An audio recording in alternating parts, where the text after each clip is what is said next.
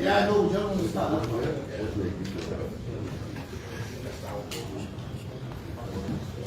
Yeah, have your attention, please.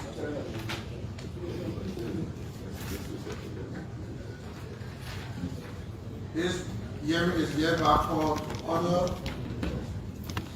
Public hearing on the amendment number 3 to the Mineral Development Agreement among the government of Liberia, the government of the Republic of Liberia, on an Arcelar Mittal Liberia Holding Limited and Arcelar Mittal USA Liberia Holding LLC on the amendment. So we ask the chaplain to please pray for us.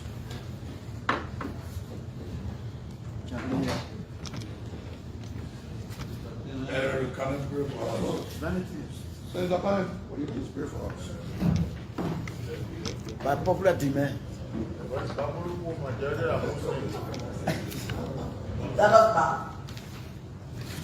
And so, Father, in the mighty name of Jesus Christ of Nazareth, God, oh Lord, say thank you.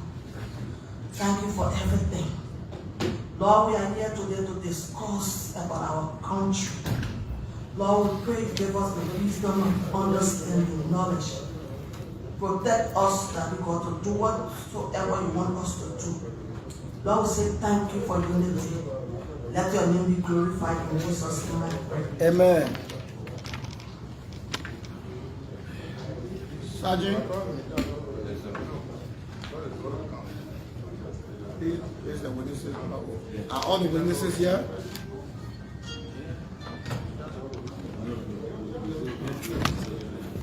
We are doing concession.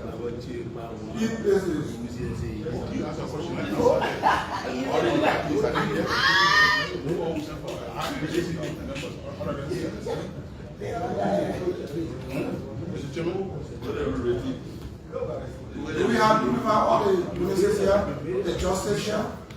Yeah, just here. Finance is not here. You have Lindsay man?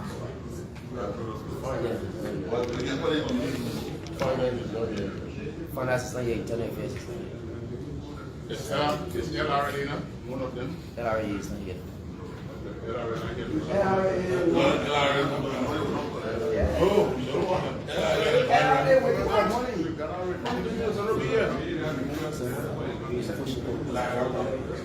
Should be here than me people. Yes.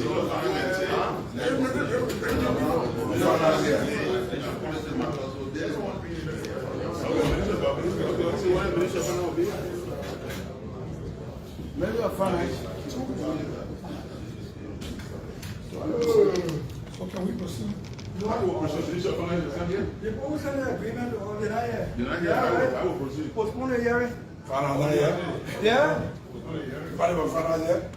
First of all, let's understand who are here. The representation that is here. Let's see who are here.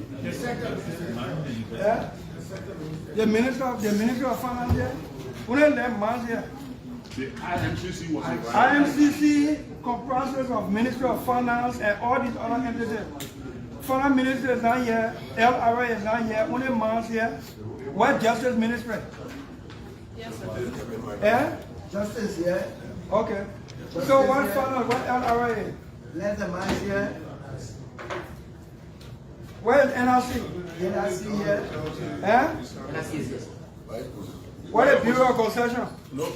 Senator? Yeah. NIC, what is the position? I'm the director of concessions and public-private partnerships. No, we actually received communication from the NRC, the River Arbitration. And so most of them To do what? they sued and burned out. They, eh? They are burned out, they're going for arbitration. There's a problem with the So story. legal. It's slow. Your chairman?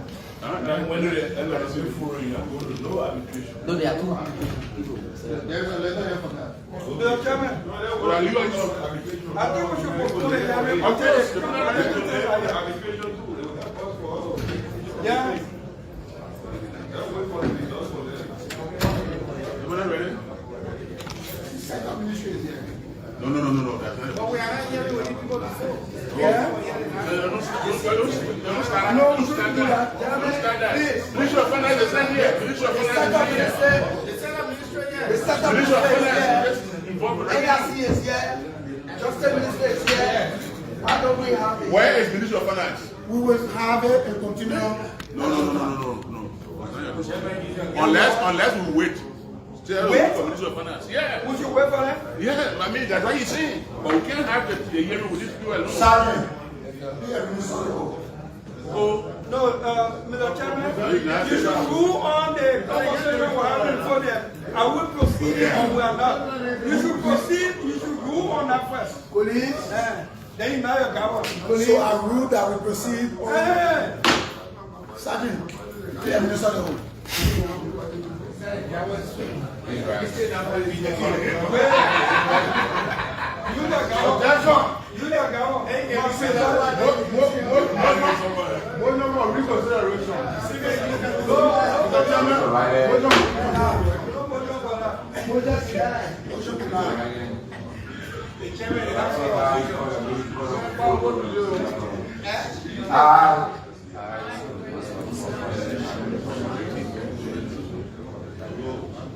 Do we have sworn that the testimony that I all gave and to my recollection is the truth and nothing but the truth?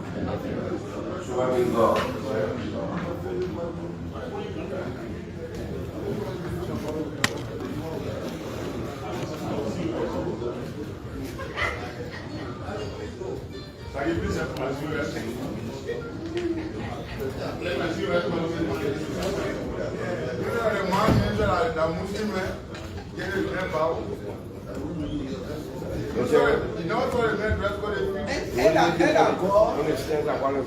No, I want you to take Quran. Thank you. No Quran, I never killed before. So, introduction of the IMCC members. Introduce yourself.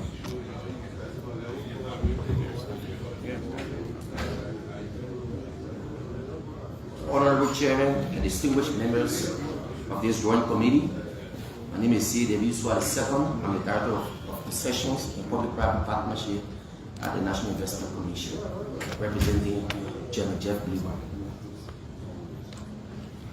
Honorable Chairman and distinguished honorable members of this committee, my name is Arcelar Mittal. I'm the Minister of Mines and Energy. My name is William Sibo Hines. I'm the Deputy Minister for Operations of the Ministry of Mines and Energy. Honorable Chairman and honorable members of this committee, my name is Cora Heraponowa, Deputy Minister of Administration and Public Safety at the Ministry of Justice and currently the Acting Minister of Justice.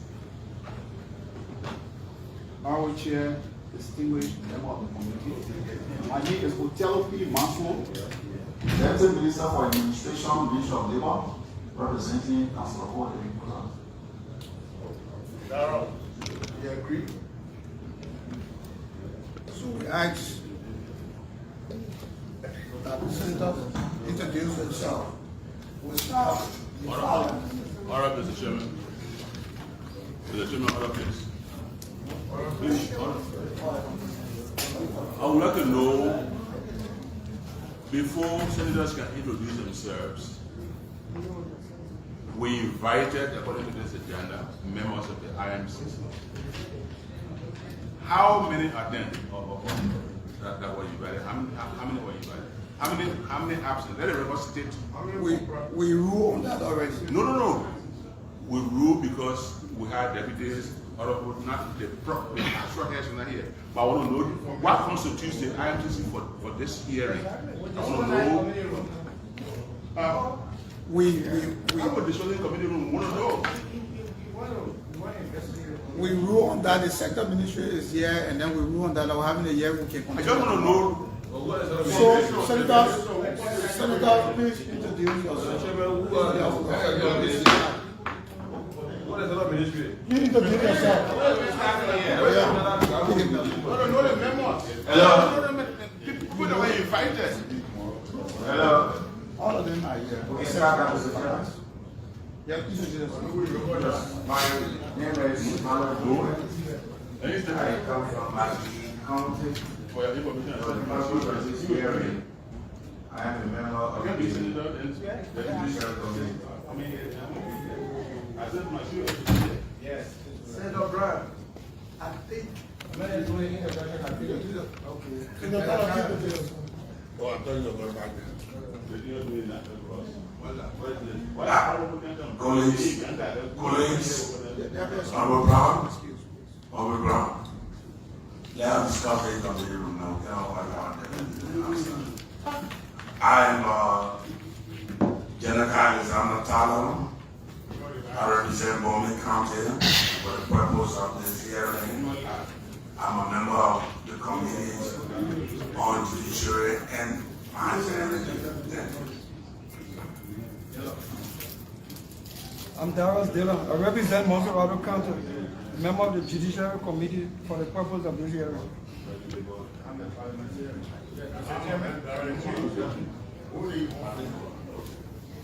The chairman? Oh, that's myself. Oh. That's the chair of the judicial committee. I'm Sir Joseph, of the purpose of this hearing, I'm a member of the committee on the NRC and the committee of residents. Without concession. My name is Wellington G. Von Smith. I represent Riverside County, chair of the Agricultural Committee, and for this, the purpose of this gathering, I'm a member of the Agricultural Committee. Also, this.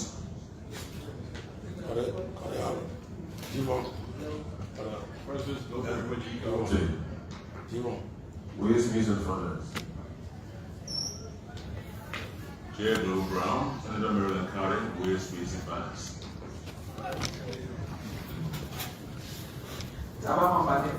Senator Frankie County, Chair of Health. I'm chair, co-chair, committee on yes.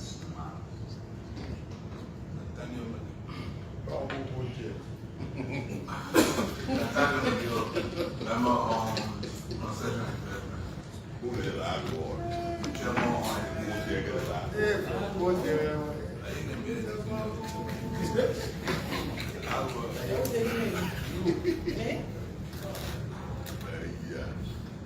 I'm Senator Boto County, representing the people of Baton County, co-chair of Concession, member of Mines,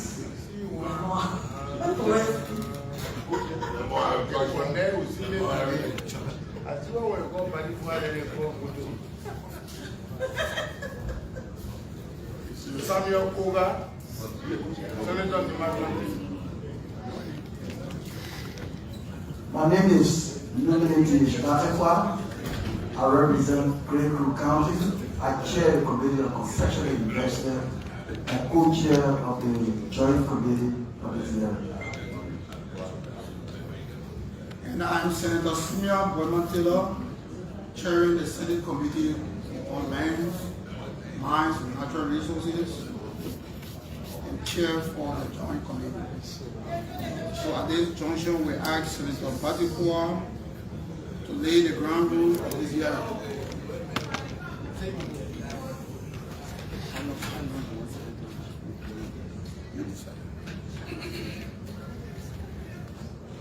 Distinguished colleagues, senators, our invited guests, members of the ICC, we want to, on behalf of the Joint Committee, officially welcome you here at this meeting. Senator, thank you for joining this hearing. We want it to be very constructive. Senators, because of the importance of this discussion, will be given enough time to allow the ICC members to convince them on the reason for which they want this agreement to be endorsed by the Liberian Senate. You, our guests, you are also welcome. You will be individually, by institution, making your presentation, the reason for which you want the Liberian Senate to ratify this agreement. By procedure, our press, the people in the gallery here, we don't cheer, we don't boo. If anybody behind there who is interested in asking any question, please pass it to a senator. The senator can ask your question. But here, only senators are allowed to ask questions. And our guests, please, whenever a senator asks me a question, please allow the senator to pause before you begin to answer. And please answer to the point so that the discussion will not be too long. Again, you are all officially welcome. Thank you very much. Thank you, Senator Bajikwa, for the ground rules laid. At this point, okay, one of our colleagues introduced himself. Yeah. Oh, okay. Thank you, Mr. Chairman. My name is Nyan D. Choi Jr., Senator of Nimba County, lead campaigner for concession compliance in the Liberian Senate. Thank you. Thank you, Senator Twine. So we asked the INCC member to tell us the important and the necessity of this amendment. So we asked the Minister of Mines to lead the discussion.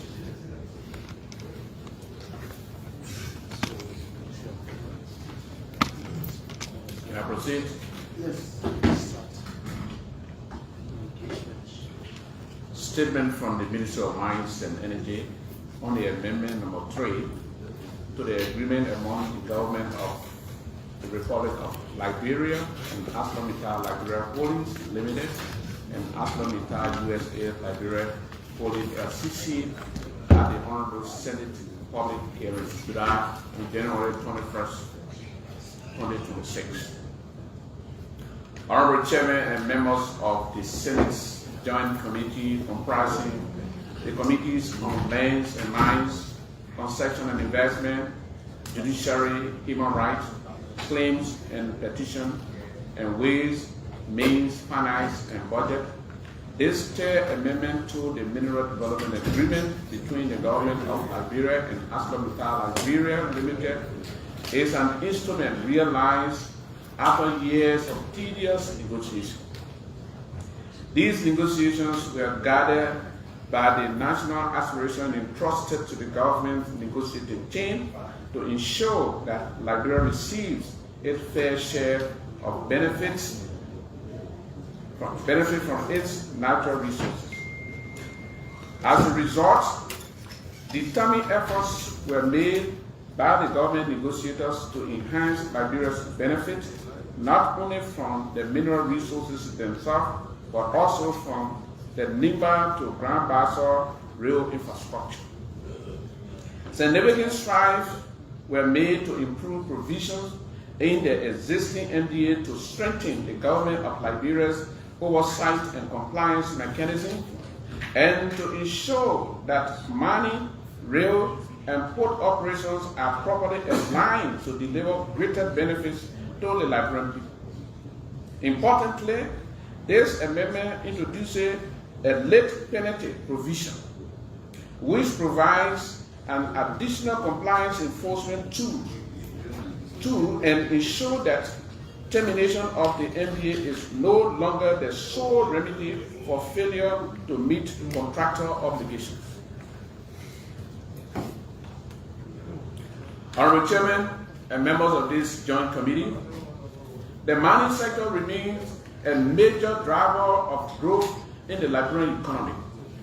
It is therefore essential to ensure predictability in revenue generation, employment creation, and socio-economic development to support informed decision-making going forward. This amendment brings certainty to the investment framework on the MDA currently on review. With clearly defined milestone, it is now possible to project potential revenue from royalties resulting from increased iron ore production, processing, and shipping. By 2027, Arcelar Mittal Nigeria is expected to ship at least 50 million tons per annum, and by 2031, shipment volumes are expected to reach at least 20 million tons per annum. This amendment establishes clear and enforceable mechanism governing shipment volume beyond 20 million tons per annum. These increased production and shipment levels are also expected to result in expanded employment opportunities for Liberians. Honorable Chairman and members of this Joint Committee, it may be recalled that during one of the legislature's oversight hearing last year, it was observed that the current MDA requires the concessionaires to appoint a Liberian to one of the top 3 management positions. However, the existing MDA failed to clearly define those positions, allowing the company to present an abundant grant with more than 10 senior management roles, thereby complicating enforcement of this provision.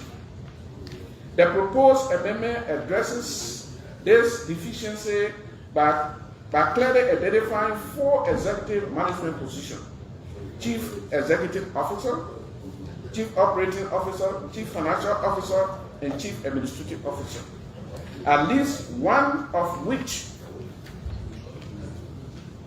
must be held by a qualified Liberian from and after the first anniversary of the 3rd Amendment's effective date. Honorable Chairman and honorable members of the Joint Committee, the Community Development Funds has been increased by nearly 67% from $3 million to $5 million. Investment in education and public infrastructure have also been strengthened through commitments, including the construction of a new vocational training center in Grand Bassa County, among others. Over the years, it has been difficult, if not impossible, to ensure that the rail corridor from Ikepa to Bikena is available for use by more than one user. Although the existing MDA provides for third-party access, such access has never been realized due to limitation in the agreement's language. This amendment remedies that challenge by establishing, through the Rail System Operating Principle (RSOP) and related provision, a functional multi-user rail framework. This framework will unlock additional revenue opportunities for the government through third-party access and provide for a transition from the current user-operator model to an independent rail operator framework. Honorable Chairman and members of the Honorable Joint Committee, while the Interministerial Concession Committee, RCC, did not obtain everything it sought, an outcome that is common in any negotiation, the Ministry firmly believes that the negotiating team has done its utmost to ensure that this amendment significantly improves the existing MDA and deliver greater and more sustainable benefit to the Republic of Liberia. Thank you for allowing me to make this presentation. Thank you.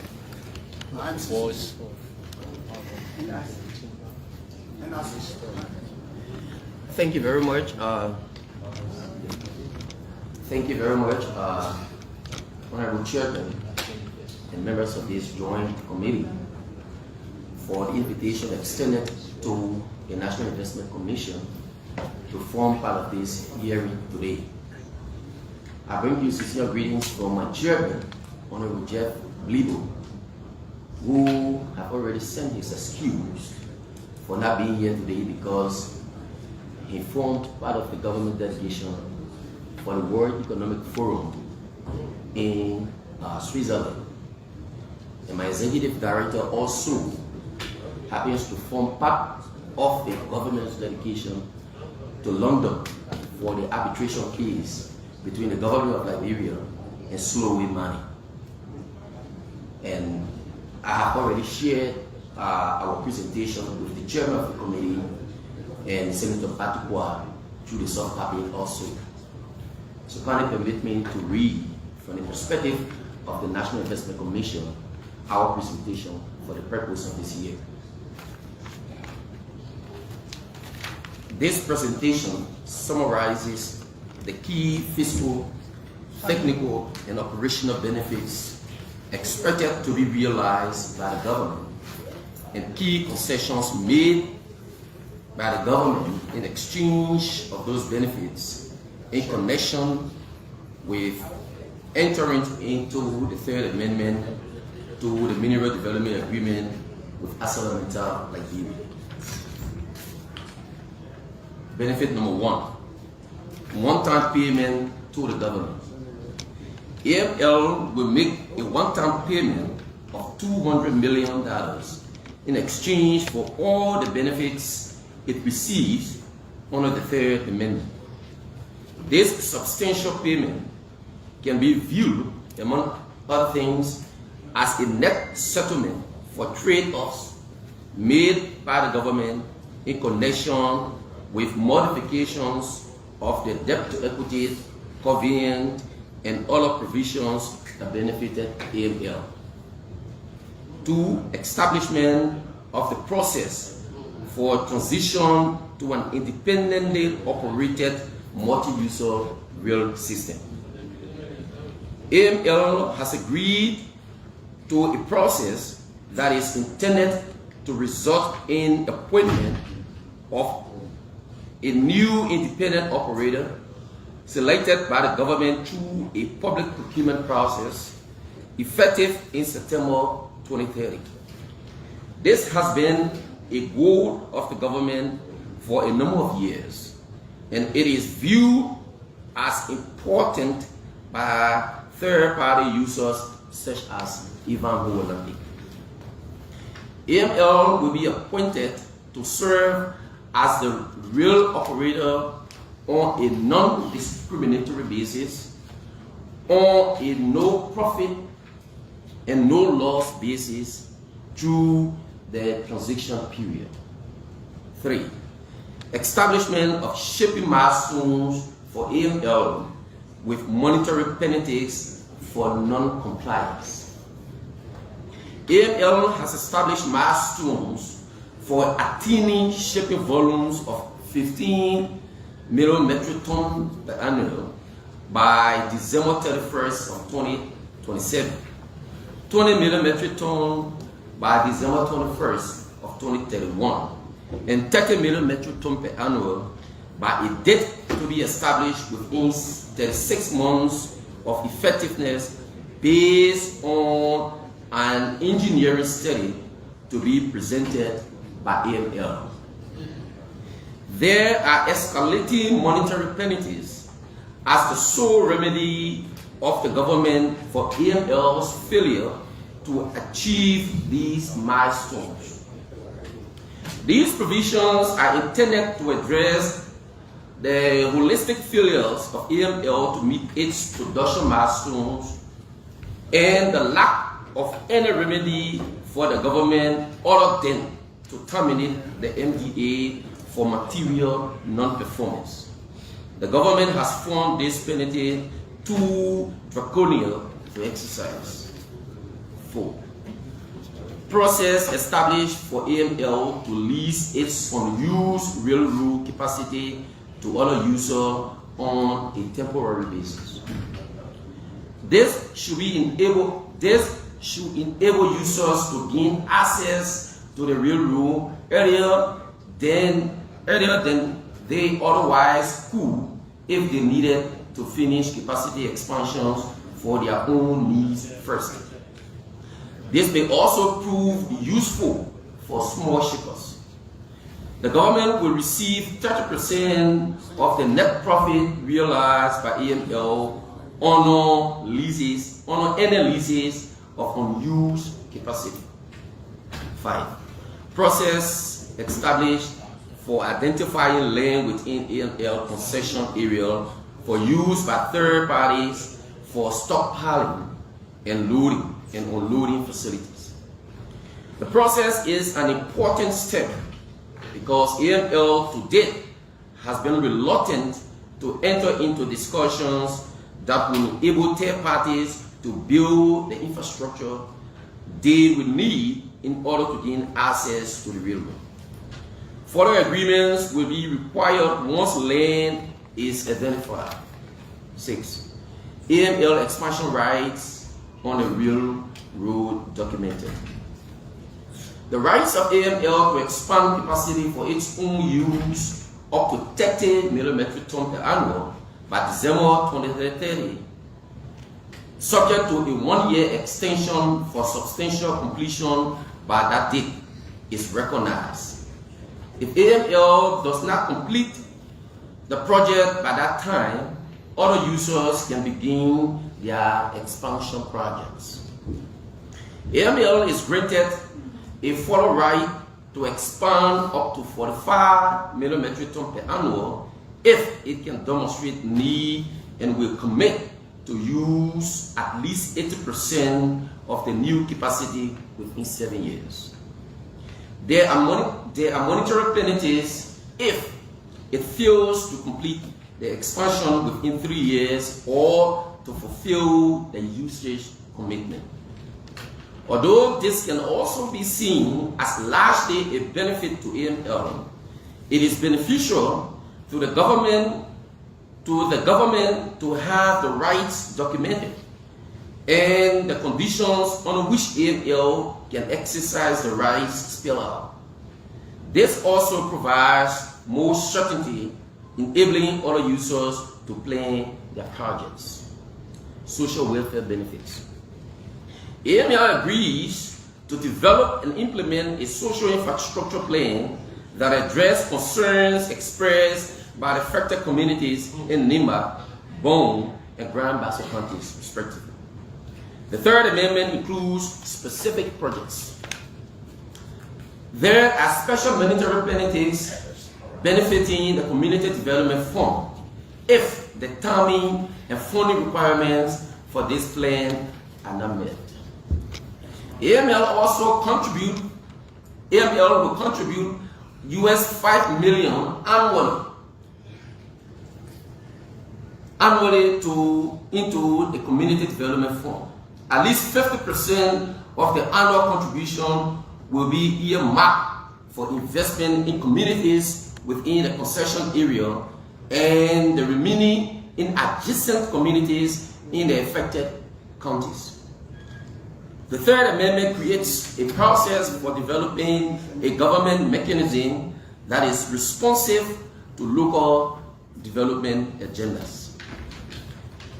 The management employment milestones have been updated since AML had not complied with the existing milestones. Other fiscal benefits and trade-offs. In general, the parties modified some minor fiscal items and extended many of the stabilized tax terms for the existing MDA for the next 25 years. The government made trade-offs on some major fiscal items which, if accepted by AML or enforced by the government, could have meaningfully increased the government revenue from the project in exchange for the one-time AML payment and AML's agreement not on the real issue. Income taxation. The Third Amendment extends the concessionaire 25% corporate income tax rate for AML instead of the statutory 30%.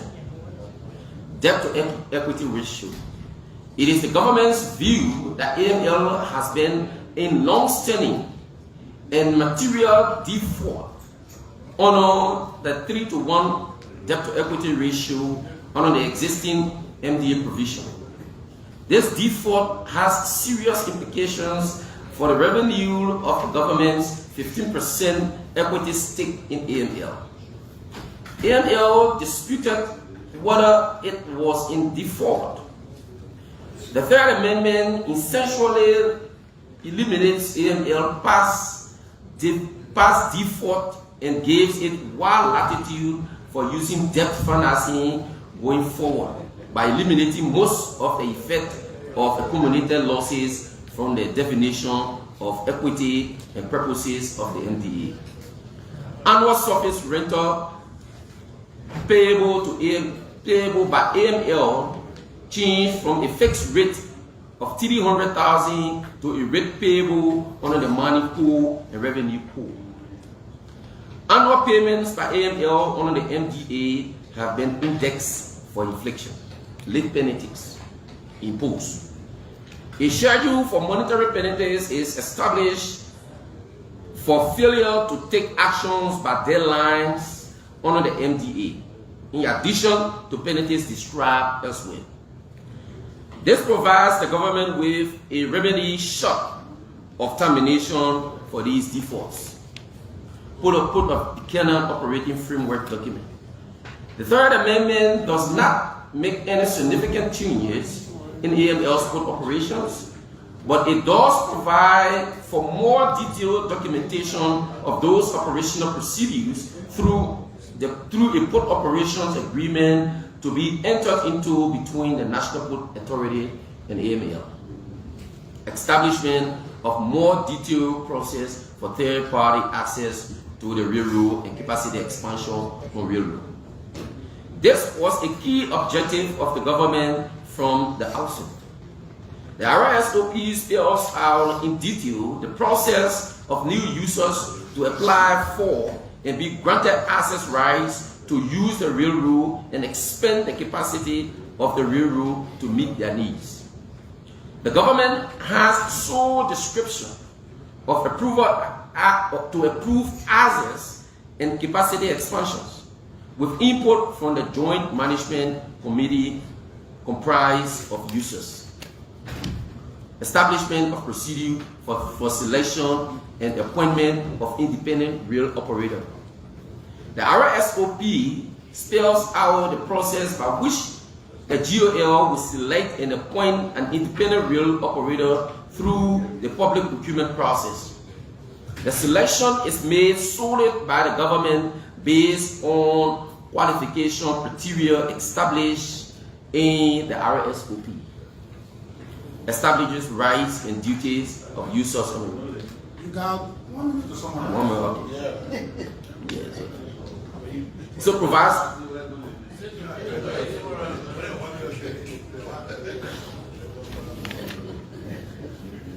Yeah. So let me just go to the browser. So under the RSOP, what protects the government's interest under the protection of the government interest under the RSOP require government approval of any amendments to the RSOP. Require government approval of certain policy decisions by the Joint Management Committee. Government, through its non-voting membership on the JMC, can initiate proposals at the JMC. Government members will act as chair of the JMC meetings. So, honorable senators, honorable chairman, and distinguished members, in summary, the Interministerial Concession Committee has negotiated this concession in good faith, fully cognizant of the needs of the Liberian people.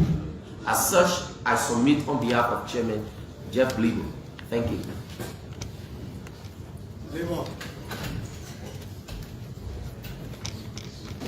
Thank you. Honorable Chair, Honorable Chair, a distinguished member of this committee, as you are aware, the Ministry of Labor is charged with the responsibility to administer the affairs of labor in the Republic of Liberia. For the purpose of this hearing, we will highlight key points in this third amendment that the country and the people of Liberia, including those who are from in the affected community, stand to benefit if it is ratified by you, which by God's will we know you will do, because it's all in the interest of every one of us.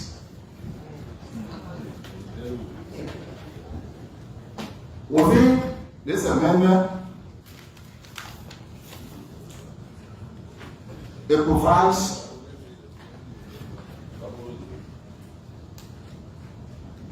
some of the benefits that you see in the amendment includes job and liberalization management.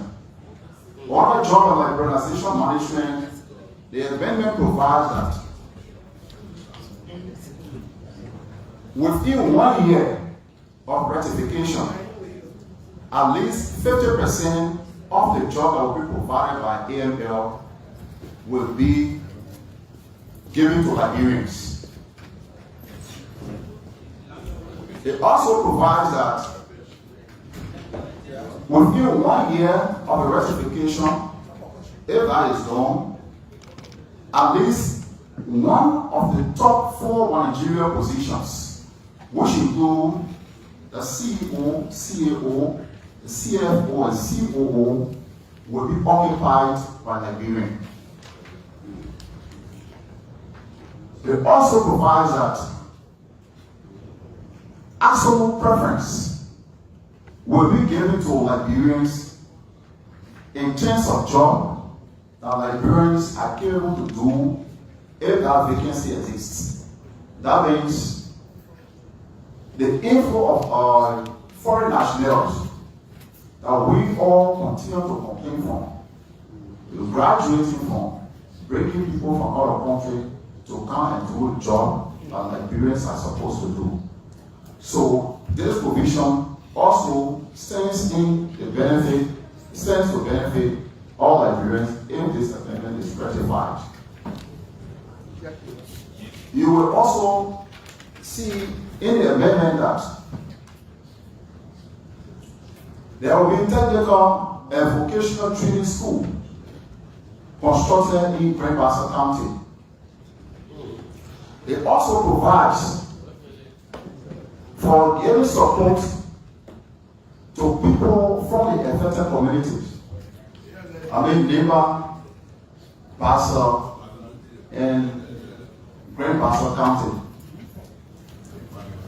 Residents of those affected communities, the amendment provides that if it is ratified, there will be priority given to them to train them to become geologists and mining engineers, since their focus is in those directions. So that means the affected communities that have been crying over the time, they will now stand to benefit if the amendment is ratified by this body. Again, the reason why we from the end of labor, we feel it is necessary for this body, the oral body, to ratify this amendment is that our citizens continue to cry for jobs. They come in to be a vocational training school. The fact that the amendment provides that there will be opportunity for Liberians to go abroad and learn. There will be opportunity to sponsor people from the affected community annually to go out and acquire knowledge to come back. It means they are graduating from importing foreign nationals to come and take lucrative salaries and benefits that they carry out there and develop their own area, but now will be training our people who will be capacitated to do the job. Any proceeds from that will be right in country and will develop our economy. Honorable Chair, a member of this body, I am pleased to let you know that the summary of my presentation has ended, but this is my recommendation. I will recommend that while it's true that this agreement is very much in the interest of the country, as you all are aware, we also, all the list of collaboration will also depend on you upon ratification. The team will continue to work together. Your oversight should be with us as implementing agency and institution to make sure what all existing or are placed in this amendment can come to fulfillment so the people of Liberia can benefit. But all the amendment is good and we're quite sure that you will to rectify. Thank you. Thank you for your presentation. Now listening to you. You are legal ministry. You come for you. Okay. So answer I'm making commitment to the executive minister. You're making commitment to the board abroad. There'll be time for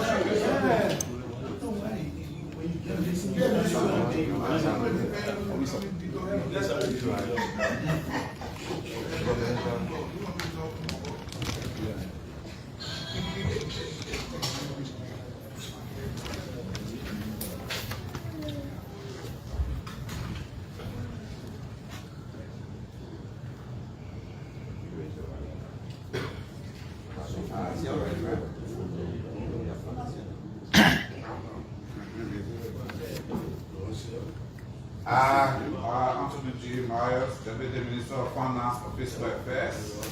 Do hereby swear Do hereby swear that the testimony I am about to give that the testimony I am about to give and to my recollection and to my recollection is the truth, is the truth nothing but the truth. and nothing but the truth. So help me God.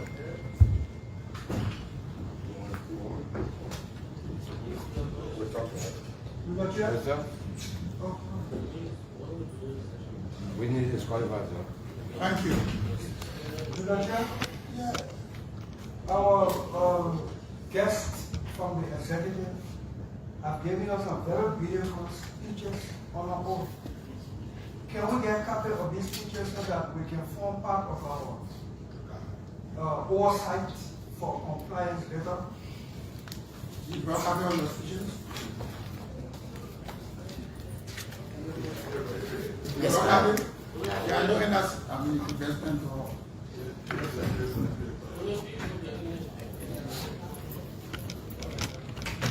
All of those who made presentation, do you have them soft copy or hard copy for our file for future reference for oversight? Yes, sir. Yes. Okay, so please send it to the chair with. We've already submitted it. I'll submit my soft copy to the chair. So, Deputy Minister, found out your time. You right in time. Thank you very much, Honorable Chairman, and my apologies to the committee and the Senate for not being here from the start because I didn't know the communication was routed through our IMTC chairman. I just saw it when one of the officials here called me. So my apologies again. So I sit in for the Minister of Finance, and I'm the acting minister because he's away on national duties in Switzerland. And the Minister of Finance is an integral statutory member of the IMCC. And the Minister of Finance was also fully involved with the negotiation with Arcelar Mittal Liberia. And one of the most intense part of the negotiation towards the end happened to be the fiscal provisions. The Ministry of Finance, assisted and supported by the Liberia Revenue Authority, was interested in ensuring that the fiscal provisions in the proposed third amendment mark significant improvements on all previous amendments, including the existing one that is due to expire in 2030. So even before Honorable Dillon made the request, I have already flashed the document I'm about to read from to some of the members whose number I had. That includes Senator Tyler, Senator Twain, one other person. So I hope you can please extend my hand in that regard.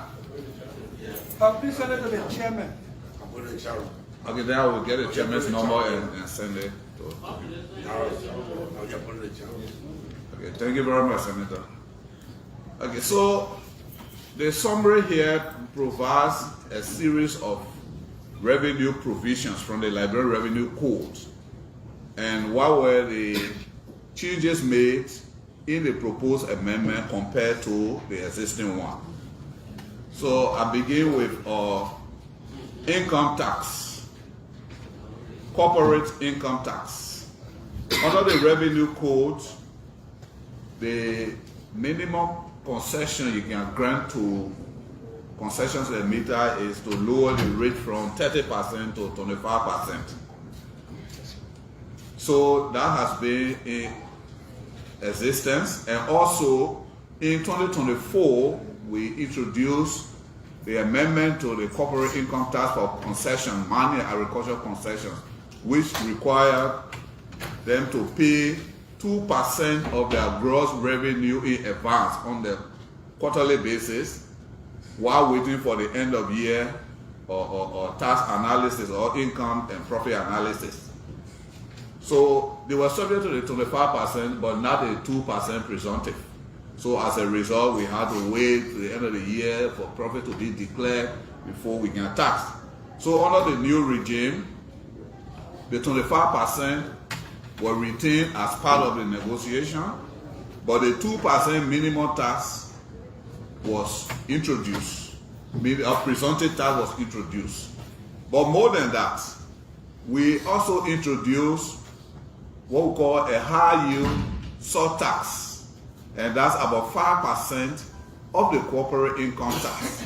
Meaning, in the event where iron ore prices go above what we projected along with AML at the beginning of the year, when the actual prices during the year exceed that, that is considered super profits or windfall revenue. So that windfall revenue will therefore push the tax rate now to 30%, which means an additional 5% will be levied. In addition to 2% on the excess, on the margin.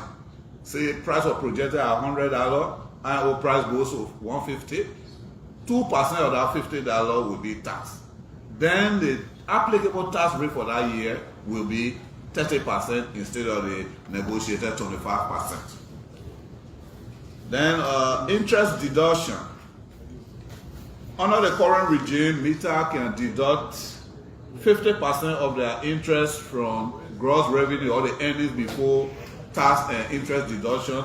So what that does is that the base profit or the base revenue that is subject to taxation is reduced. So under the new arrangement, in fact, the revenue code requires 20%. So through the negotiation, we settle on 25% instead of the current 50% of interest deduction that is applied. So what that means is that more resources are left for tax purposes. Instead of 50%, interest deduction is now 25%.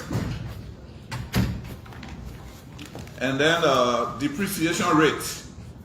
As it is, all assets are depreciated on a straight line basis. But under the new arrangement, depreciation will go straightly by the revenue code requirement, where assets are distinguished between tangible fixed asset and other type of asset. And even among the categories of tangible fixed assets, the assets are depreciated on an asset by asset basis. For example, buildings and railroad track, for example, or installed plant, those are different type of assets, so they will be depreciated differently, rather than just a straight line and single rule for all type of assets. And then loss carry forward. The revenue code requires 7 years. 5 years, sorry, the new amendment requires 5 years. Negotiation, we actually pushed for the 5 years, but the negotiated rate is now, carry forward period is now 7 years. And this was mainly in consideration of the type of industry. The type of industry, because this is where heavy equipment are involved. The period between acquisition of those assets, installation, and putting into production, it takes significant time before actual production can happen on the given borrowing. So we're flexible in that regard by carrying it from 5 years as is the old to 7 years. Then royalty. One of the main issues that have bothered all policymakers has been why Mittal has not been declaring. Okay, no, sorry, it is royalty. So the current royalty rate is 2 to 3% based on what is discussed. The revenue code say 4.5%, and so the new proposed amendment went by the revenue code requirement of 4%. And the payment initially was done at 45 days after shipment, or 45 days after the end of the quarter in which the royalty is due. But this time it starts to shipment 30 days after the date of shipment. So if it shipped today, January 21st, February 20th, we expect the payment. And then there is a resource rent tax. The resource rent tax is pretty much in application in this agreement the same as a high yield tax, which is a 5% additional CRT during the year where there is a high yield. Surface rental. The revenue code in section 704 have various provisions for surface rental. There is 20% per acre for exploration, $5 per acre for license for the first 1 to 10 years, and then $10 per acre for license contract from 11 to 25 years. So meaning the 25-year period of this agreement, the surface rental will be staggered. If Mittal is to go into any new exploration in any of the part of the concession area or anywhere else, that would be the staggering of it. The first part for exploration only, it will be 20 cents per acre. Then for 1 to 10 years, that will be $5 per acre, and then after 10 years, that's 11. That's $10. Import duties. I will speak more to import duties as a separate thing from this, so let's skip that. Then custom user fees. Yes, they are subject to the 1.5% of CRF value at all Liberian ports. This was not included explicitly at that because it was just capped at $10,000 per item, but now it's 1.5% of CRF value.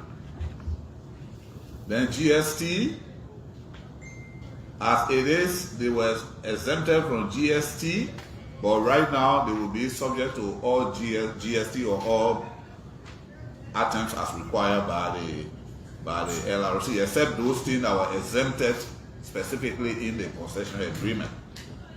Dividend, okay, I was talking about dividend earlier. So as it is, there is no provision for dividend in the current agreement, but the new agreement, proposed agreement, requires for AML itself 3.5% of dividend on their profit. Third parties, other than the government and GOL, other than the government and AML would be 5%.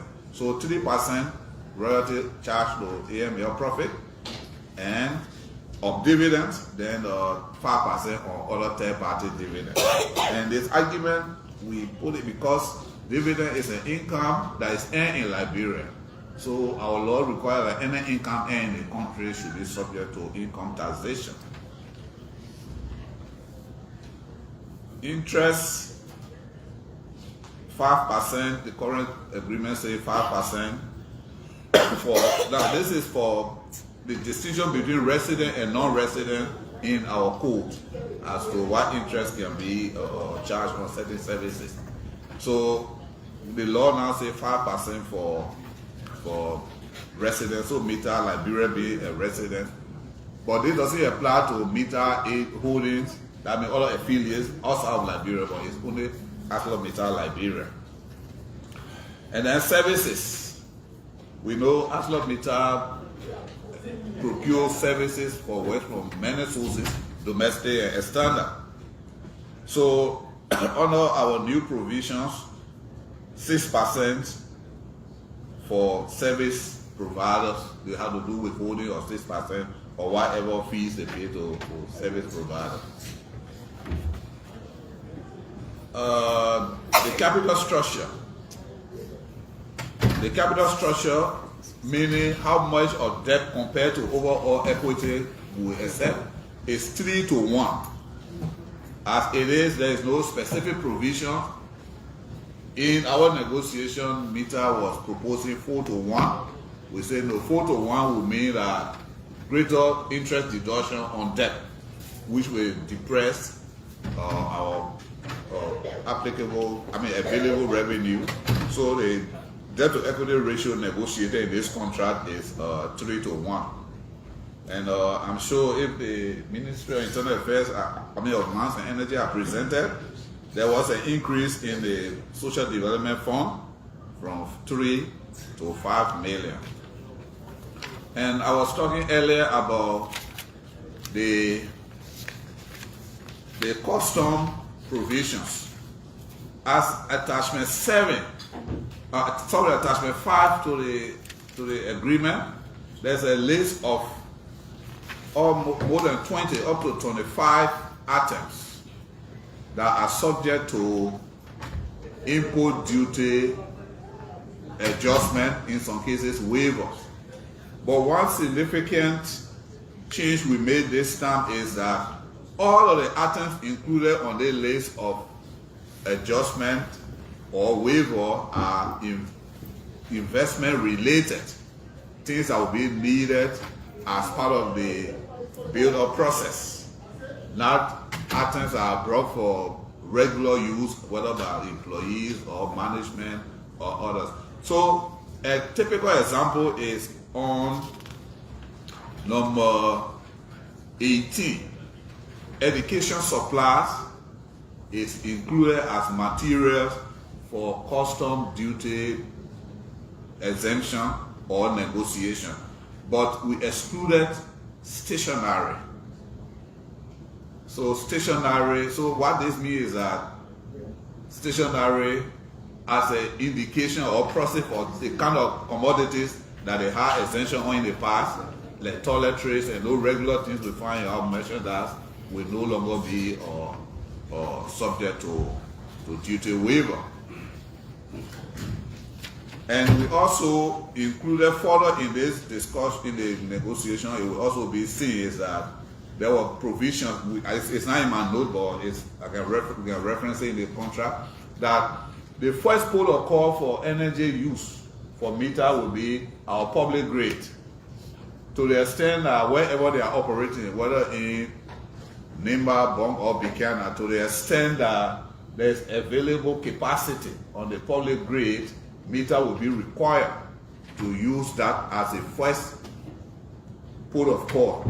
They are not prevented from doing self-generation, but where there is capacity on the public grid, it will be required to buy from the public service provider. So those are just some of the improvements we made in the fiscal and other provisions. So with that, Honorable Chairman, I submit. Okay. We were going to return to the Justice. Oh, okay. So Justice, please take this stand. Honorable Chair and members of this honorable committee, much has been said. I would not want to bore you with additional information. Justice Ministry just took cognizance of the fact of Article 3, Section 2C of the agreement, which require that the terms should be fair and reasonable. And we think from everything that has been said, the new amendments that are made to this agreement, we consider them to be fair and reasonable for Liberia. And so at this stage I will submit, and we'll look forward to any legal questions that we need to answer.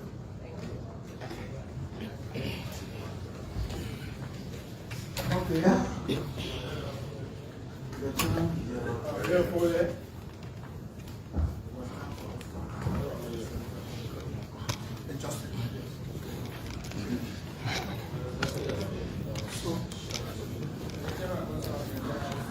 Yeah, please, we start with you and just Mr.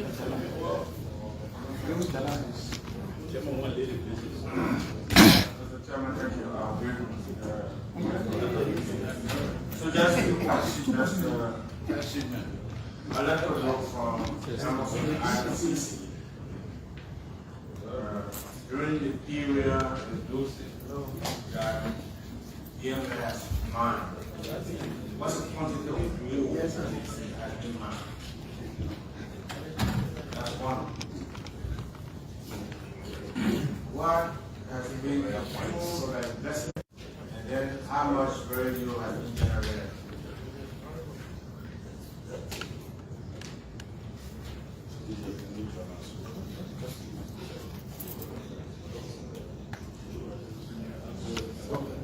So then,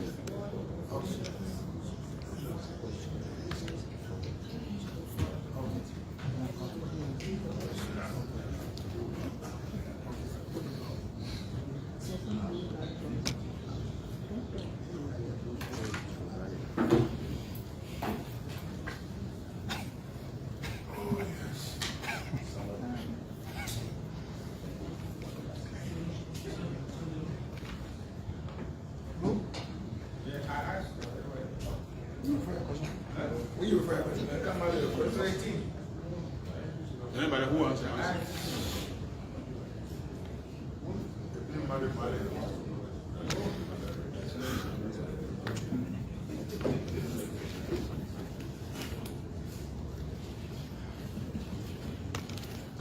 Got information, you can get all data. No. Honorable Chairman and distinguished member, with respect to the question as it relates to the quantity of oil being mined since Arcelar Mittal started lifting oil, the data is there, but we don't have the exact figure here. But we'll furnish the committee with this, before the end of the day. We also have an idea on The investment up to this point. So I have 2 questions. The total investment, volume of oil mine, exported, and how much has been generated from what it's exported?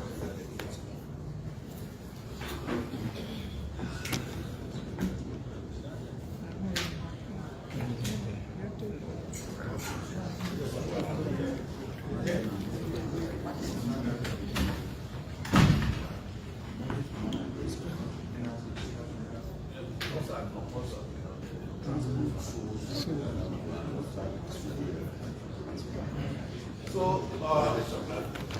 I'm sure, for us, the information is available, but it's not readily at hand. Because it's not readily. No, it's available on Verifast, but I mean readily at hand in here. So, because this is something they can guess. So it's not readily available. Okay. So you can furnish the committee with the information? Yeah. You have another question? No, yeah. How do we make decisions? One question. So Senator Jala.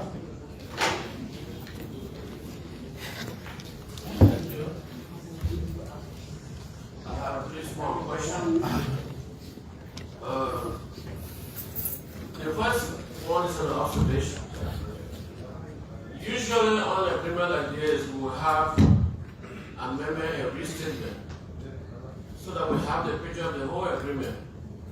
Unlike yours, you just sent us an amendment. What happened to the rest of the agreement? How are we going to monitor the rest of the agreement? Are we going to have two separate agreements? That's the first question. I have the other two questions if you answer these.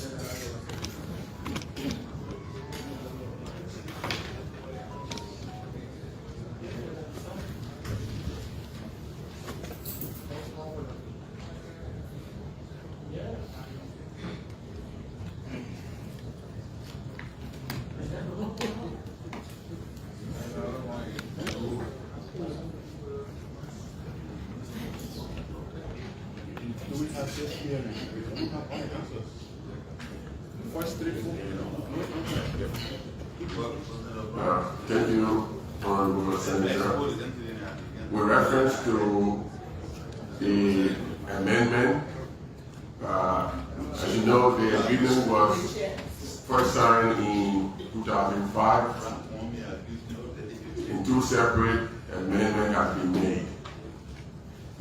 Those amendments were made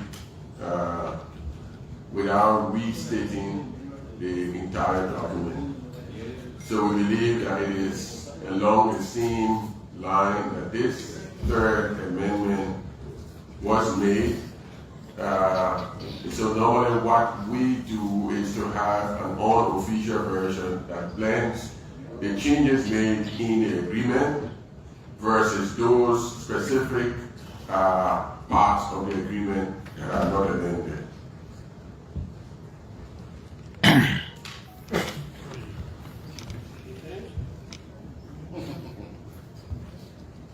Yes, sir.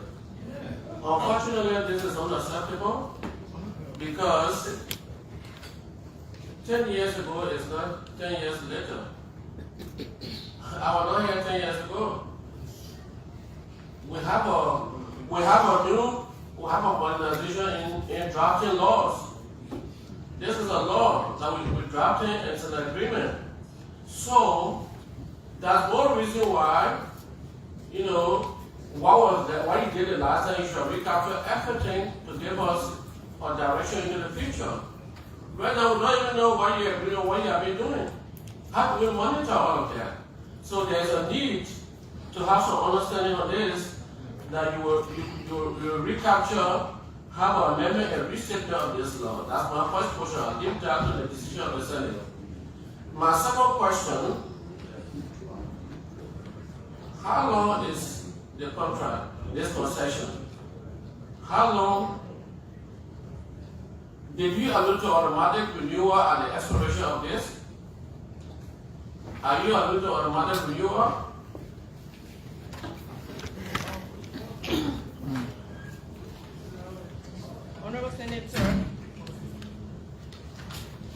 Honorable Senator, the original provision that is made for the contract is that the concessionaire shall have the option for an extension, 25 years extension. So as this, the initial one is ending in 2030, they are exercising our rights for additional 25 years. Yeah, but it's subject to terms and conditions at the end of this year. At the end of this period, it's subject to terms and conditions. So it should not be automatic. Am I correct? It's unfortunately it's almost automatic. So the only term that is provided for is that they should have a showing or from the feasibility report that there is additional iron ore in the ground. That's my next question, Commissioner. But there should be no automaticity in contract agreement, because there could be something very miraculous that will happen. Supposedly you find that the price of iron ore has doubled or tripled. For which reason why you may want to add some, information to that agreement. You're just going to say it's automatically renewed. So that is also unacceptable. Let me ask you my last question. I know you have decided on these things already for coming here. Now let me ask you my third question. My third question is, and my last question. How many mandatory deposits in this development? How much has been exploited so far at the time of extending this contract? And how much will be there when it's automatically renewed? Do you have that analysis? Honorable Senator, the analysis is available because the amendment is contingent upon that analysis. Because what is stated is that before an extension is done for the contract, there should be a feasibility report. And the feasibility report will state that there is additional iron ore there, which is the amendment is contingent upon. Unfortunately, we cannot regularly make it available now. He's just about to make it available. Yeah, he's just about to make it available. Thank you, Honorable Senator. As a basis for the discussion, and this discussion of the amendment started 7 years ago. The former Minister of Mines in 2019 approved a feasibility that was submitted by Arcelar Mittal with the following characteristics of dry metric tons. Tokade, Gangra, and Yellowton indicated was 689,489,000. And then on the inferred was 1.9 billion, totaling to more than 2.6 billion tons of iron ore. No. That's the research. That was there. 2019. Yes. And if that assessment was done by Arcelar Mittal. Yeah, it's done normally by an independent group, because normally these groups that will do this sort of investigation, it is based on such information that investments are made. So you have third parties that have specific legal obligation to ensure that the data that they present are genuine and individuals can invest in such activity. So, Mr. Chairman, please follow up. So, according to that report, who was the independent group that did that assessment? I'll be able to get back to you before the end of the day, because I knew we would definitely have the figure in terms of volume, but I can give you that before we leave. But you're reading a report. The specific session. I'll just give that to you before we leave. Yeah. Well, the way you're coming from, Okay, so now you have the floor. Thank you. Thank you. Distinguished gentlemen, I have the floor. Please protect me.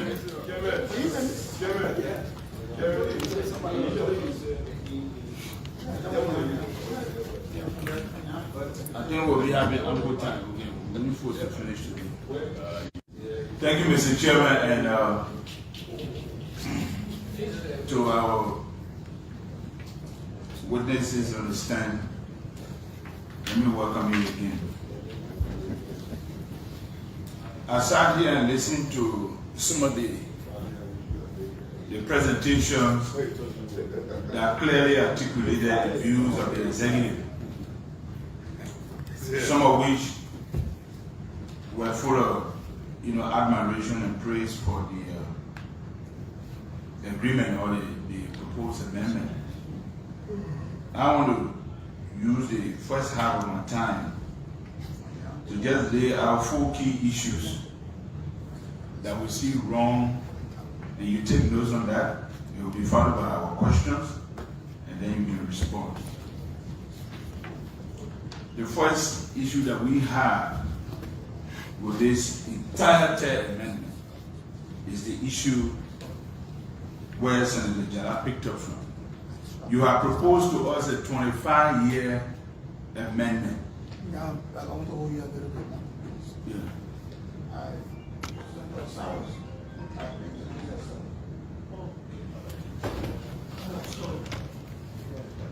Thank you, Mr. Chairman. My name is Cyrus. I'm representative of River County in the Liberal Senate. I'm a member of the Senate leadership. I have oversight over the security sector, that is defense, security, and defense. And I'm also a ranking member of the Thank you. Not that. Oh yeah, not that. No, I have to Introduce myself. Mr. Chairman, distinguished senators, and I'm Senator Prince K. Moore, the Senate Committee Chair on Waste, Peace, Finance, and Budget, and the Legislative Caucus Head of Bone County. Thank you.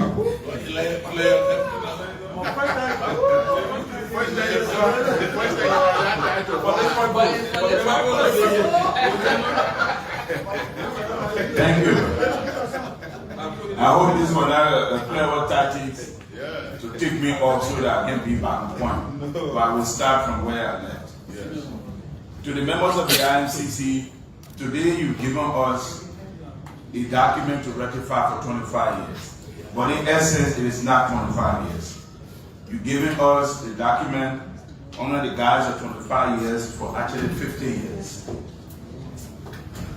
Automatic, extension by 25 years, by 2050, will give the mountains in Nimba to Arcelar Mittal for 75 years.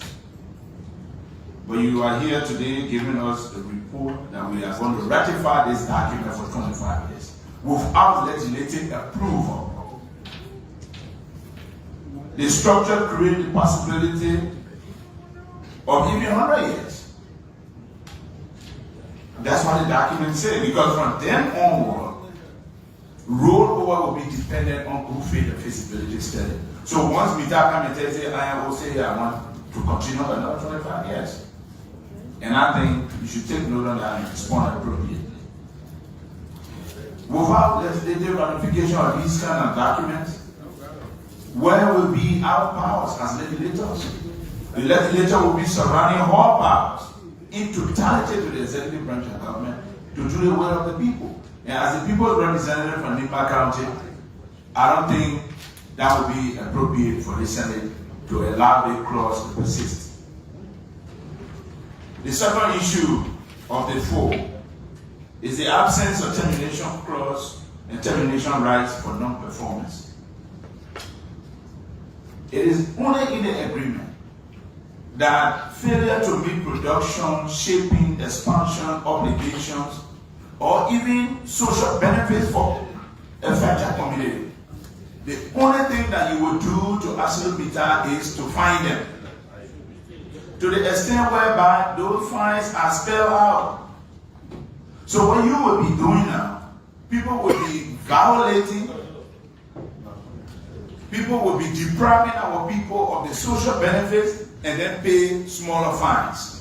Because to develop and spend money on our people will be much more expensive. So this is a clever attempt again.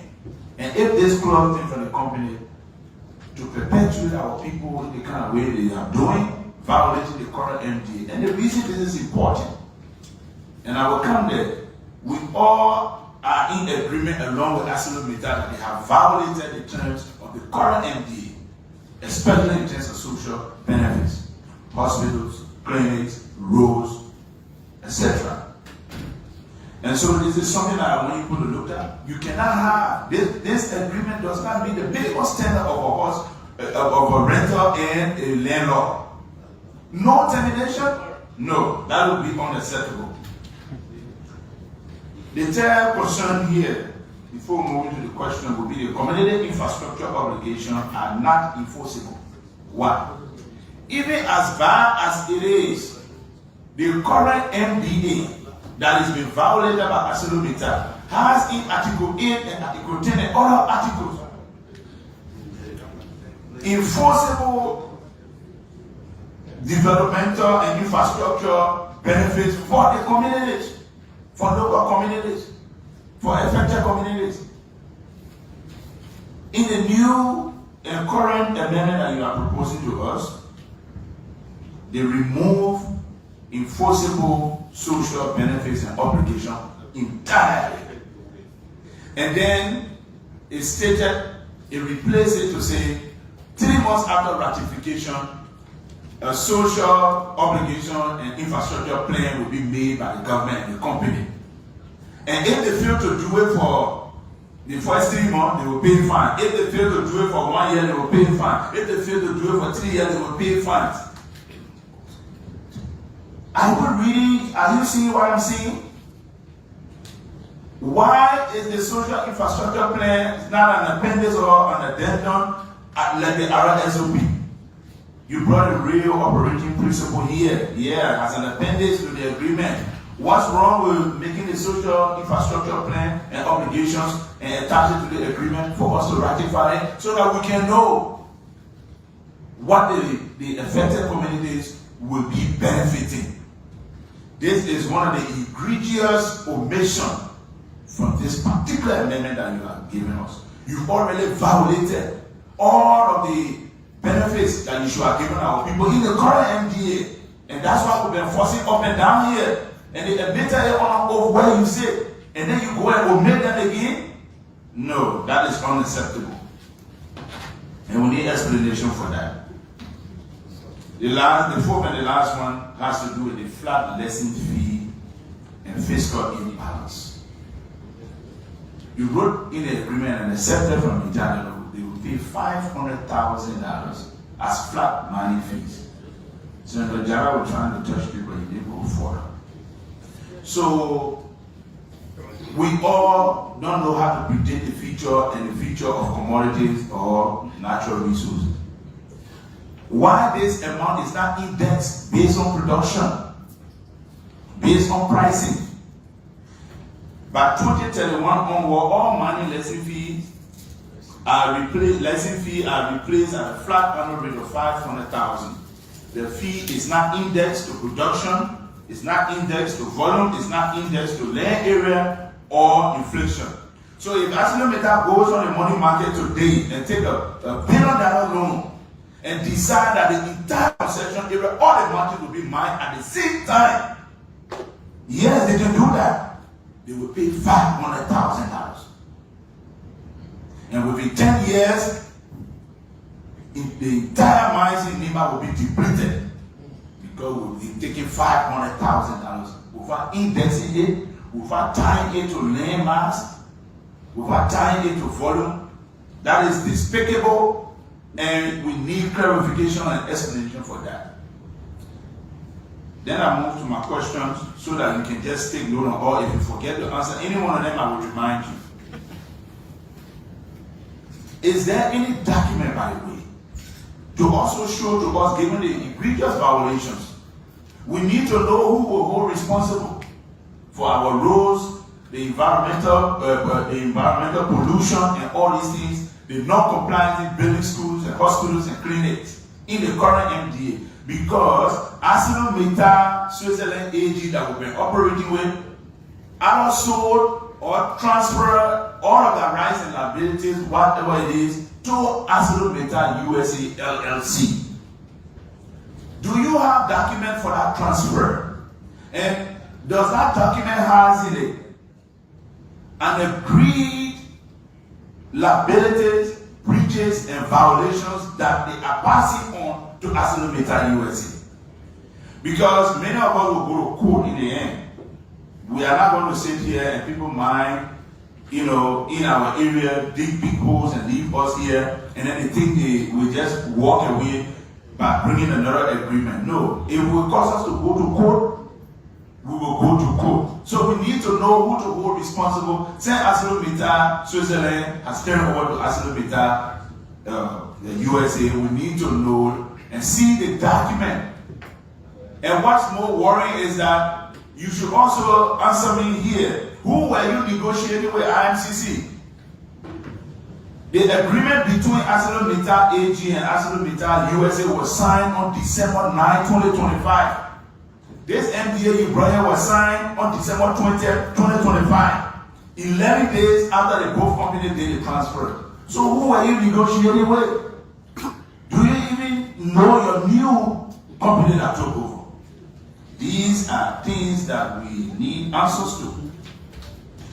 There is no review clause as far as my knowledge and my readings are concerned within this agreement. And if it is there, please tell how is it? A representative called me last and told me, oh no, you know, they didn't restate that because they need the old MDA. We are not going to be dealing with the old MDA as of 2031. Why this new agreement cannot have in it a review clause? People fought war and came to the capital rebels. When they passed the Arcelar Mittal deal in 2005, guess what they did for us? They put a clause in there for us to review it. But here we are, democratically elected government with all the erudites. We are removing review clause from in an agreement to not give future government, legislators, president the chance to have a say in how the natural resources are mined in this country. Why can't we put it in this agreement? Is there a review clause? So that's it. Mr. Chairman, you've given me a lot of time. I know I've raised a lot of questions. I will pause here for a while and listen to your input on some of these questions, and then I will make some follow-ups if there are time. Can you please respond to the Senator's? Son.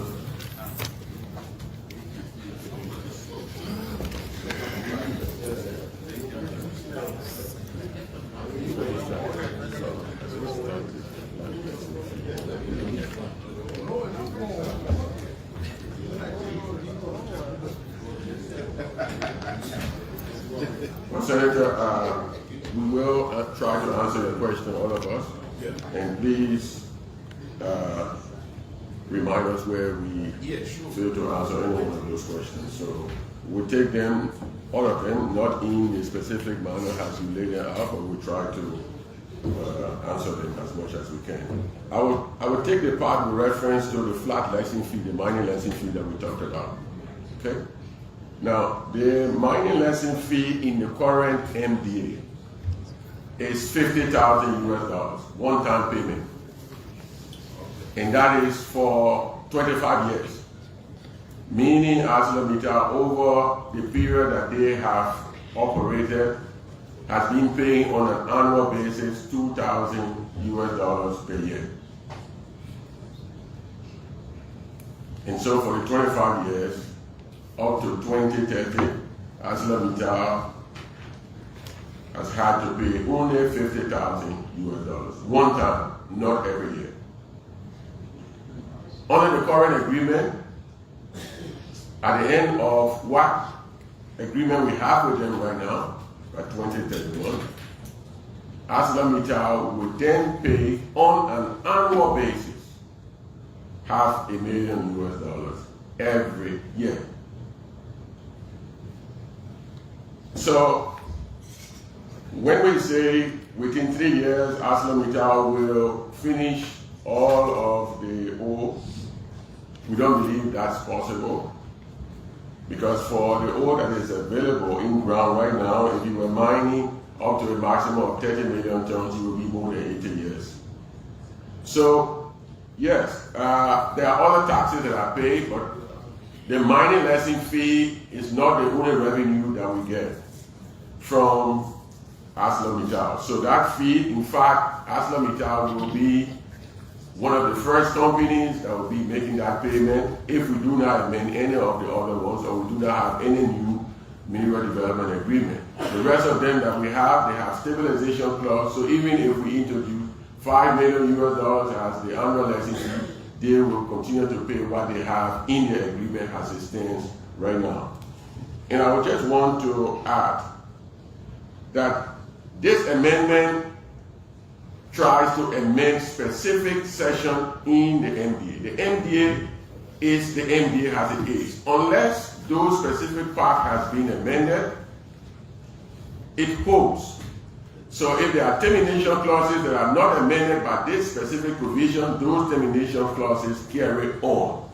So it is only these parts that we have changed that are to be added to the new one. So as I said before, in the first amendment, 3 or 4 different sections were amended. It did not give us a new agreement. It is the same agreement, and only those specific sections that are being amended here that are going to apply.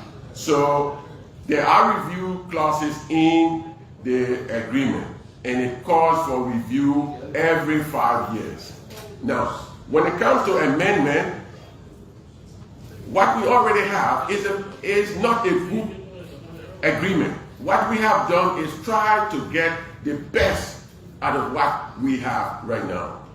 And so in negotiation, it's always a give and take. We would have asked for everything, and the company asked for more. It was not only us. So we tried to get as much as we could get. The Minister of Finance laid that out, and our colleague will lay that out. So there are review clauses, there is review clause, there is termination clause, and the payment is not the only remedy. What we have done is we gave, the agreement has been hard to enforce. We've tried. Some of those things were not enforceable because the first thing that you need to do is to give a notice of default. And it means if they do not cure that, you then go on to termination. It's like to tell your son, we'll kill you, I will kill you if you don't speak. So that's the only, most of the time, that was the major remedy. And it's not easy for a minister to terminate an agreement that has jobs, that have revenue implications and everything. Or to terminate and then go to arbitration and keep the investment in a problematic manner. So we believe that some of the things that will help to enforce or ensure compliance is not to only have termination as the only remedy, but to have penalties. But yet, termination is still available on the table, and that has not been taken off. Mr. Minister, I will interrupt you there because this is my time so that I can clarify something. This amendment is not just an amendment. It is enshrined in here that the MDA was going to be restated and consolidated. Yes, it reads. I will just start on page, page 2. It says, whereas the following following series of negotiation and consultation, the government and Arcelar Mittal have agreed to further amend certain provisions of the current MDA, which is the third amendment. Listen, we should get it right. It being understood that the parties have agreed to restate the current MDA in order to incorporate the third amendment hearing and to enter into a full amended and restated MDA, incorporating all such changes into a consolidated document. We should have brought forward all of the, when you amend, that means the old MDA, the new MDA becomes a consolidated document. And this is not a restated and consolidated document. And this amendment after 2030 will be the new agreement. So what you did, you just took a few things from the old MDA that you were not satisfied with IMCC. Thanks to you for some of the improvement. Yes. But it didn't restate. Such that Article 8 that was clearly talking about rules and credits and bridges and what have you, they were omitted. They were not restated yet. So this is my problem. So, you know, without further debate with you, I don't agree with you that clauses in the old MDA will still be used in 2031 in this MDA. They didn't restate them and they didn't consolidate them. You can move forward with another question.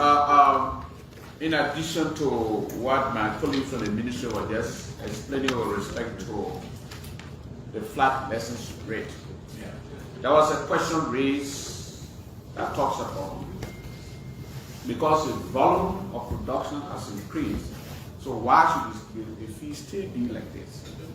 You know, fees, more especially the lesson fee, is not like royalties.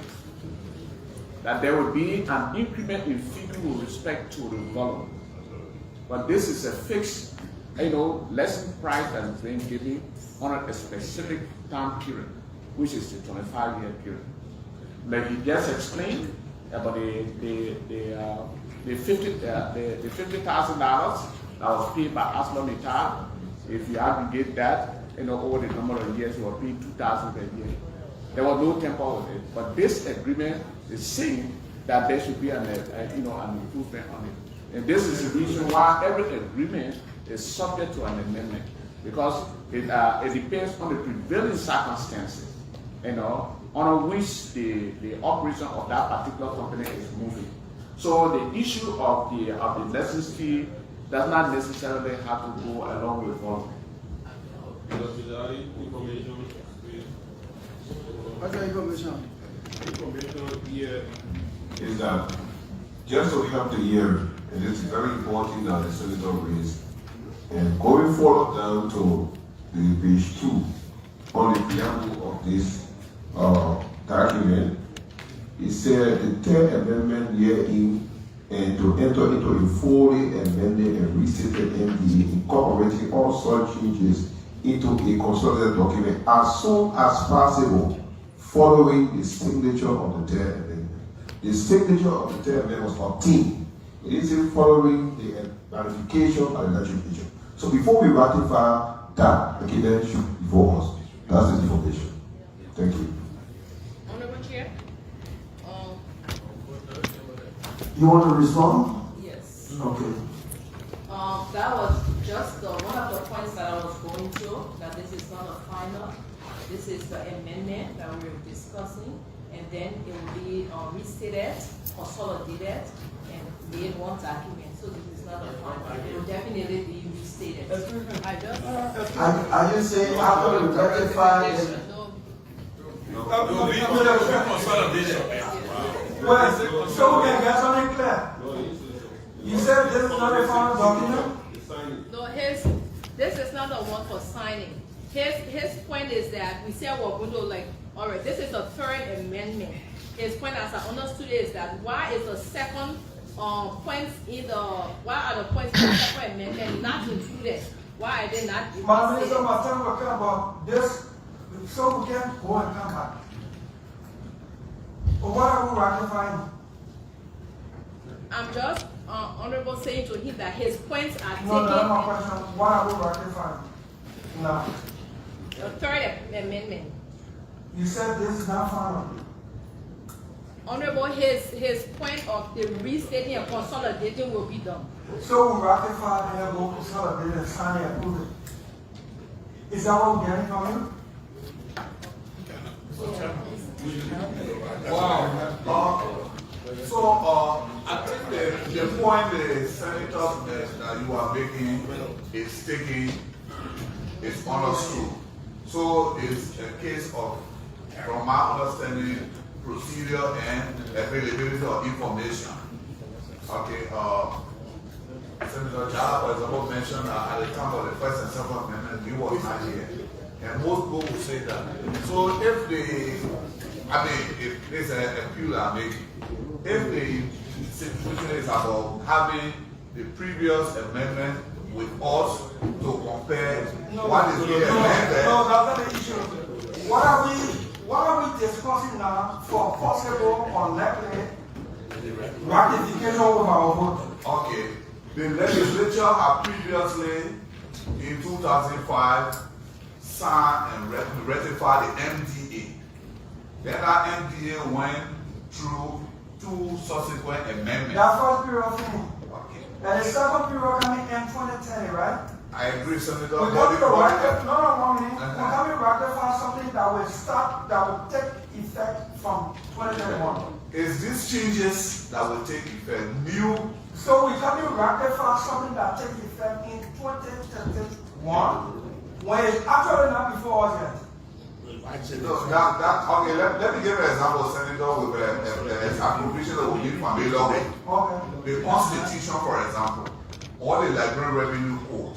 Since 2006 and since 1986 and 2000 respectively, these documents are all of No explanation. Sir, that document, I will vote on it tomorrow. When does it take effect?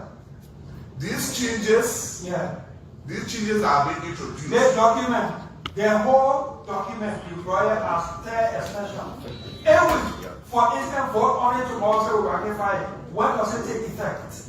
No, you see, when you put it that way, Senator, it becomes difficult for us because there are some provisions. The MDA is still ongoing. No, sir. Mr. Minister, we have an existing second extension until 2029, until 2030. It is not in dispute. It is upon which Arcelar Mittal is operating. So, Senator, this document, let me make the point this document you brought before us now. Senator, you let me make the point I want to make. The point I want to make is that amendment does not appreciate the entire document. You listening to me too? I was trying to respond. You not allowing me.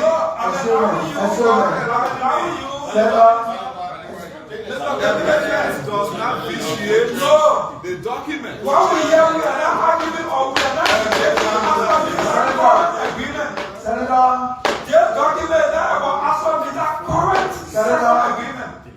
Senator, why we ratify this and that Arcelar Mittal existing agreement? Senator, you don't have to accept my answer, but you let me make an explanation. Please. No, nobody has. Let me. At the onset of this discussion, we said that let us talk one at a time. If a senator is asking a question, give the senator a chance to ask a question, then you respond. At the time the person is responding, you, the senator, if you call them to order, when they start, you say you if all of us engage each other, we will not understand each other. So sorry that the situation is system. So, Senator, are you satisfied with your concern? No, so let me, I know. Even though it's not your time. Yeah, please. Follow up. Okay, so I will wait from you. You will wait for your time. Okay, so. I know it's not my time and we're not calling this go. Yeah. But we have to be fair to ourselves. This isn't irregular. No trying. We are a government. If there's a problem, we fix it. We see problem and we try to dodge the problem. All of us can make mistakes. The document said you want to consolidate everything in one. Don't if you didn't do something on one side, just say it is a government. It's not going to tear anybody down. You know what I'm saying? At the end of the day, we all want an agreement like this one. Let's not be good for the country. And so on. So it's irregular. There's a little problem there. Let's try to fix the problem. That's why you listen to the point. So that we all come together and fix it. That's why we are in government. Intervention sustained. So let us go to the next one, the social infrastructure and social obligations.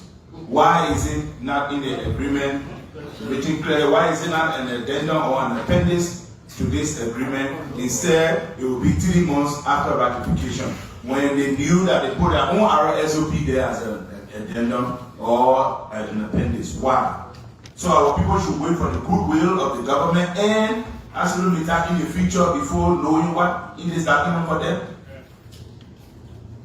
Honorable Senator. Please use the mic. Honorable Senator, in answering the question that was posed by Senator Dillon,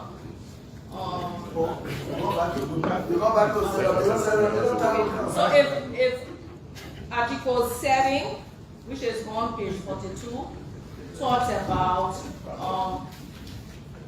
speaks about the social corporate responsibility of the concession to the people.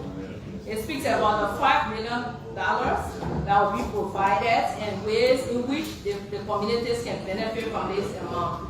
If you look through A, all the way going down, it speaks about the amount that will be put into escrow account, the communities that will benefit, and so on. So it is not community. Yes, this is a public hearing. I come in. Madam Minister, that was one of the meat that we're going to go through if we answer the social infrastructure question. If this is your answer, then we are learning even where I wanted us to learn. You are actually reducing the monies that you give into the county in the current MDA by $1 million. Yes. Why is that? The current MDA gives $3.5 million to the 3 counties. This amended MDA is giving $5 million accordingly, increasing the value, we're increasing volume, we're increasing export, and you're increasing it by just $5 million. But that $5 million, you are actually just giving $1.5 million in addition. You divide it now into 2. You take $1 million that you used to give to the 3 counties without your intervention, and you say $2.5 million will be used by you and the government through an established committee, leaving the 3 counties on expenditure down to $2.5 million. So you are reducing our benefits that we used to receive per annual to actually by $1 million. So what we are saying, in addition to in addition to all of these things, you were given the $3.5 million, but Article 8 and other article also suggested things that should be done. You cut all that off and you hit it on $1.5 million. Are you getting me? And that's why I'm concerned about the social obligations, because they say if they don't do it, you got nothing to do, then they will pay small fines. Okay, so respond. Can I really respond to the senator? And senator, that's the last question.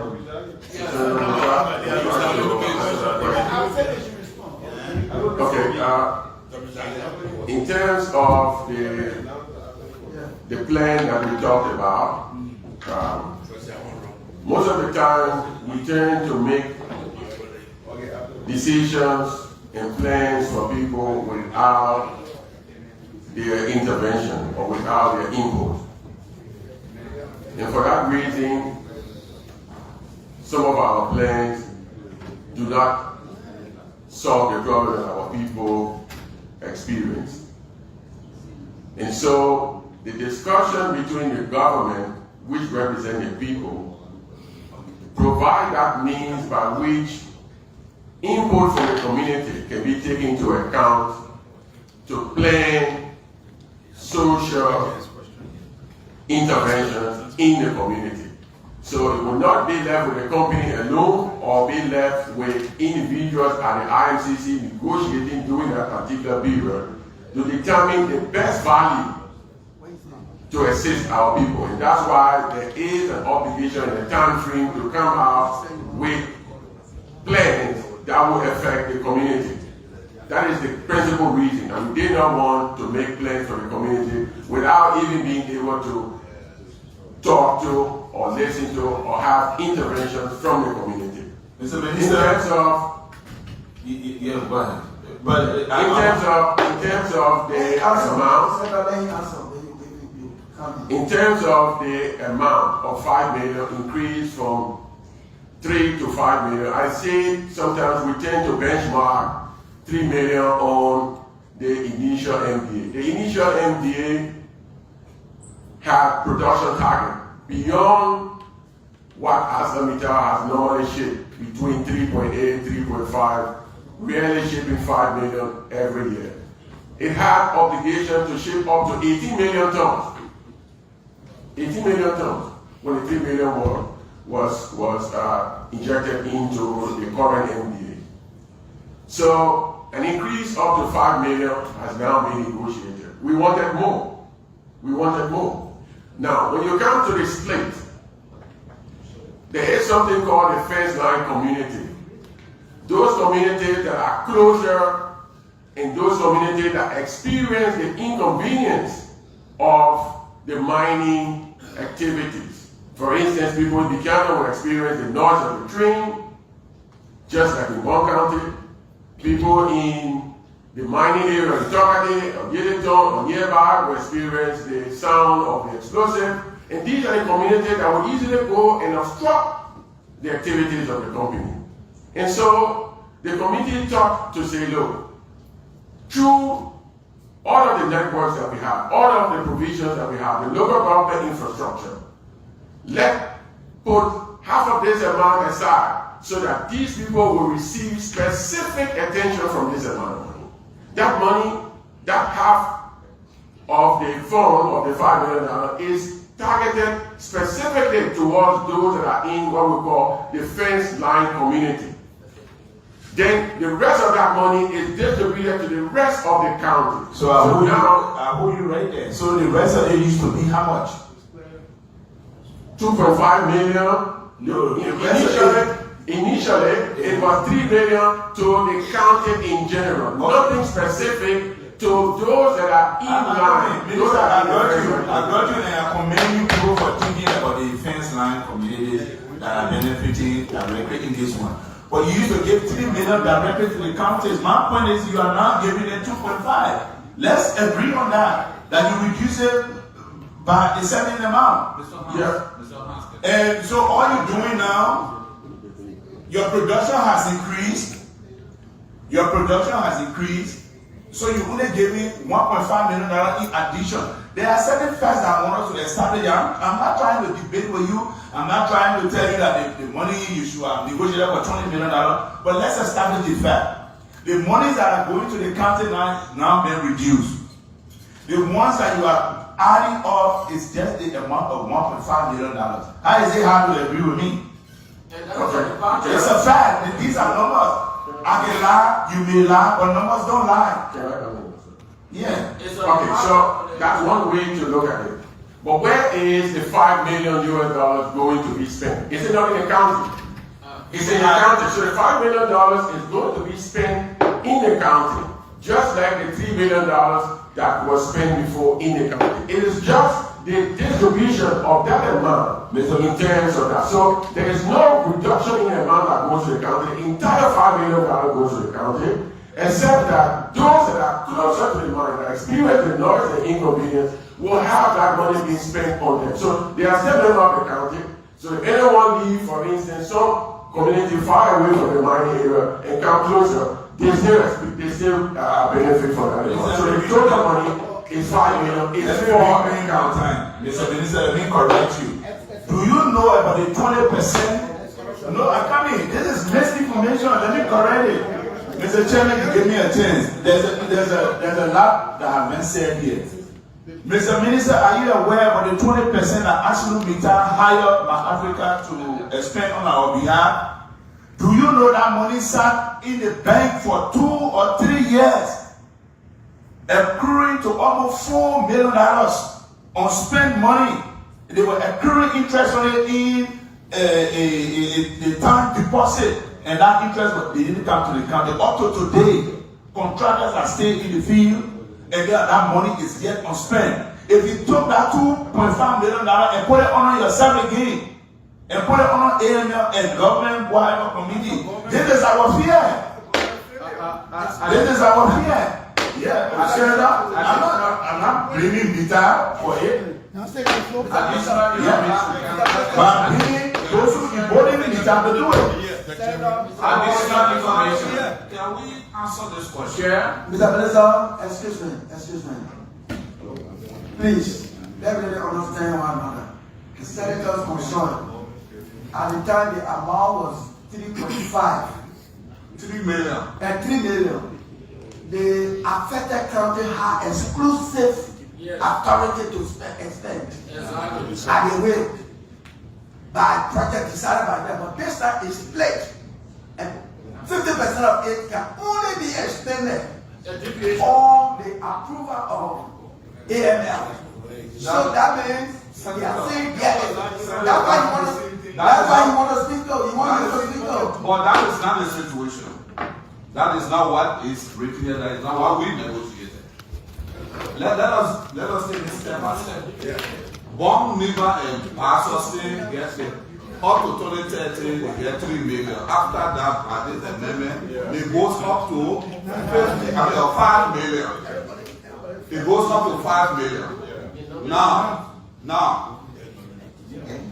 when they say fenced land communities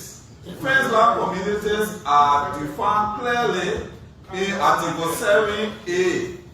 They said the fenced land communities are towns and villages within within 1,000 meter, and they listed the county within 1,000 meter radius of the operating areas of meter. We read those things. We So are aware of it. We read these things. Why are you bringing the questions up? So to go back and start reading to us is not okay. Let me talk, please. So the argument our properly just gave your rebuttal today, and we'll make progress on the next point. Man think they reduce, man think they has a significant portion in the implementation. On the other hand, we shouldn't be so based upon my experience with the 20%. Honorable Senator, we are all speaking to the Liberian people. We should also be given a chance to answer your question. The 5 million goes to the 3 counties. The fenced land communities are in the same 3 counties, not outside of the counties. Right? So the distribution, it addresses the issue of the 20% enrichment that was made between META, AML, and internal affairs in 2020. Which some of us actually disagree with. In fact, in one of the hearings here, specifically stated that that was a breach of the existing agreement. Because you can't buy to the legislature to do that amendment. Okay. So the purpose for which that enrichment was made was that the way the allocation and spending was happening in these countries, there were always issues. People were blocking railways. People were striking. Community members, including traditionalists, were moving into concession areas and bringing production to a state scale. So these are provisions intended to ensure that those communities themselves become part of the decision and spending process.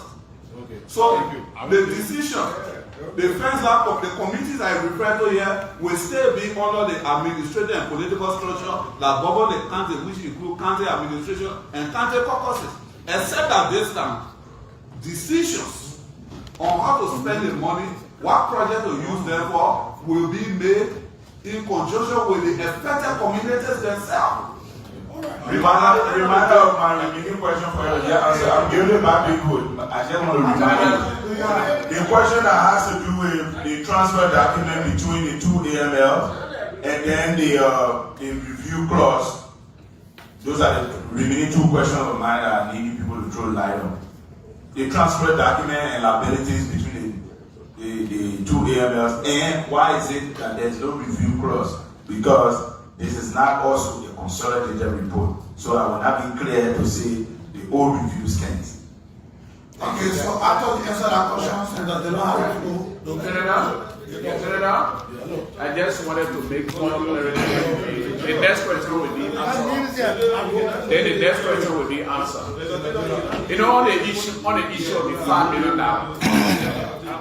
Before then, there's $3 million used to go to consolidated account. Even for the county to access their money, it was a problem. But this time around, the money is going straight into the county's account. And the 50%, for instance, if like the $3 million that were on the floor before, half of it goes to Liba County as a producing county. That $3 million, 1.5 million used to go to Liba County.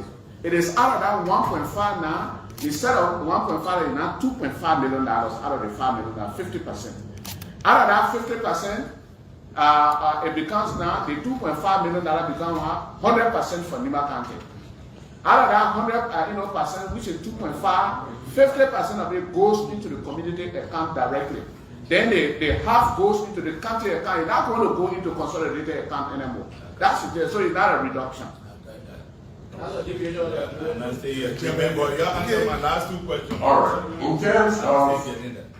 In terms of, I know you disagree in terms of the provision for review, but obviously we hold the view that what applies is that there is always a 5 years review clause.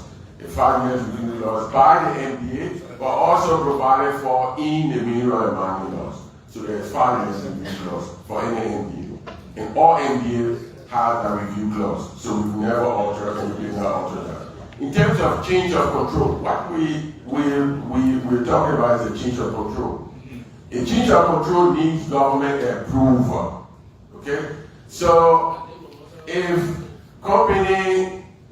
parent companies have documents in terms of sale, obviously it will require government approval for change of control. So if we look at this amendment, there are specific entities that we are signing the agreement with.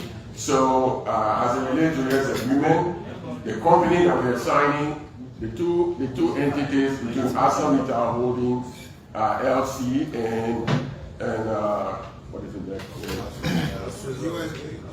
Arcelar Mittal Switzerland AG. So these are the entities that we are signing with.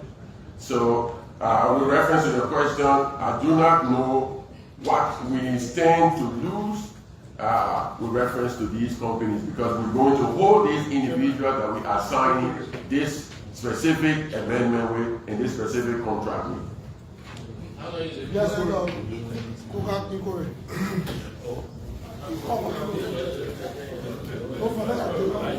Mr. Chairman, to the witness, my concern has to do with the issue of the previous MDA with Mittal had left 3 years. There have been numerous complaints and non-compliance posted by Arcelar Mittal. Now you are ratifying, you brought an agreement that the previous one has not elapsed, and you bring in a new MDA to be signed. With those uncompliant activities that have to do with employment and other activities within the previous MDA, the MDA that left 3 years elapsed, and no responsibility that is strong in the MDA are not met. How do you compromise it entering the new MDA, which requires a new 25 years? So, for example, what I'm saying in nutshell is, there is nothing there reflecting that whatsoever that was done in the remaining 3 years will be rolling over to the new agreement. That's the concern. Well, the chairman and members of this committee, this particular amendment is associated with the expansion. That is now it's expansion, because we're talking about up to another 25 years. It's not this year plus another 25 years. It's not the remaining year plus another 25 years. This is an extension. And the extension, the law says that an MDA should not exceed 25 years. So in 3 years remaining, and you still want to extend, it is a 5 years of commitment. So we're not going to wait for the other year. Say, oh, the remaining year added to this one. That's why we talk about extension. You are just extending the remaining year up to 25 years. And then another thing, another thing that is there is that we're trying to make a better deal. What has happened in the past is what we're trying to improve now. This is the reason why we're doing all of these amendments. Because we want to improve. So, and again, putting some mechanism in place that those things that happened in the past, no violation, we don't want to wait until there is a violation, because the monitoring of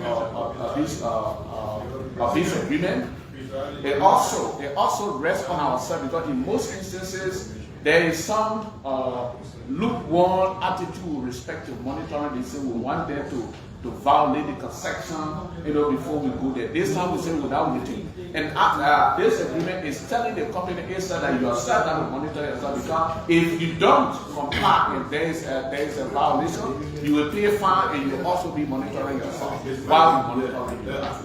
The Deputy Minister answered my last question, but in the wrong way, not satisfactory. Chairman, the Deputy Minister answered the question and gave a wrong answer. I'm asking about the transfer between the two companies. He said they deal with the two companies and the agreement does not say so. So, Senator Ryan, your question was answered. It was not answered properly. You expect the people to answer your way. No. They will answer and anything you come back. No, but this is it right here. So what you it said that Arcelar Mittal Switzerland AG transfer all rights, entitlement, obligations, shareholdings, and the concession to Arcelar Mittal USA. It didn't say the both of them operating together. And my question is, who were we negotiating with and where are the transfer documents? Because I need to know who to hold responsible in the future for the liabilities and the violations in my country. So please answer to that. Yeah.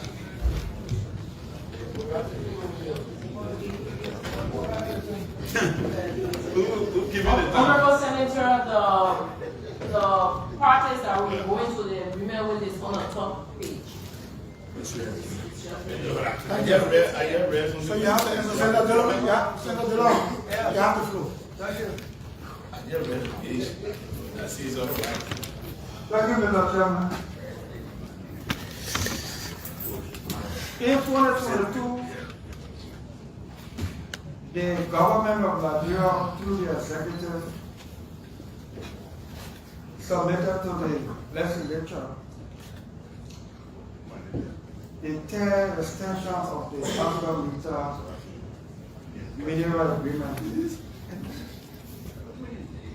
and the 54th legislature, of which I was a part as a senator. We did not agree with the TER agreement, not in rejection of Arcelar Mittal as an investment company, but we did not agree and we sent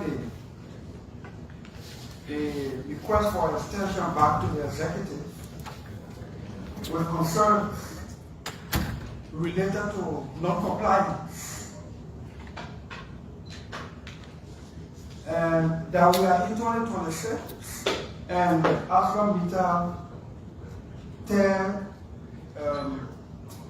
agreement or extension is back before us. I would like to ask some very pointed questions. Opinions on compliance, especially for which we rejected or declined to extend Arcelar Mittal in 2022.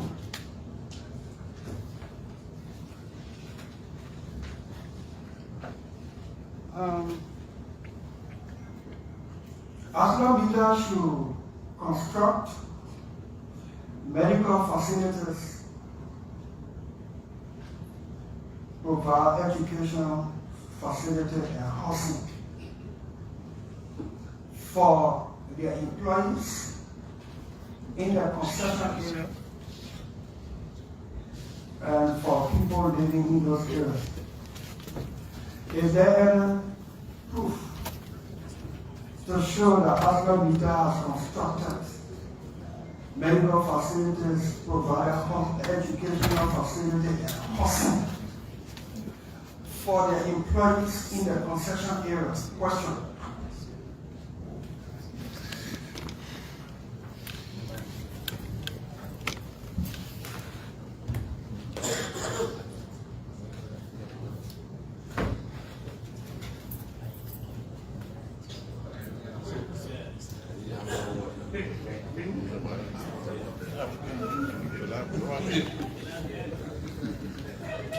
Thank you very much, Senator. Definitely, I mean, the MFDP may not be the most competent agency, but as member of the IMCC, we are unfortunate that the entity that could best answer that question, which is the National Bureau of Concessions, which does a monitoring of those things. So we take advisement and we refer to them to ensure that they can provide those information.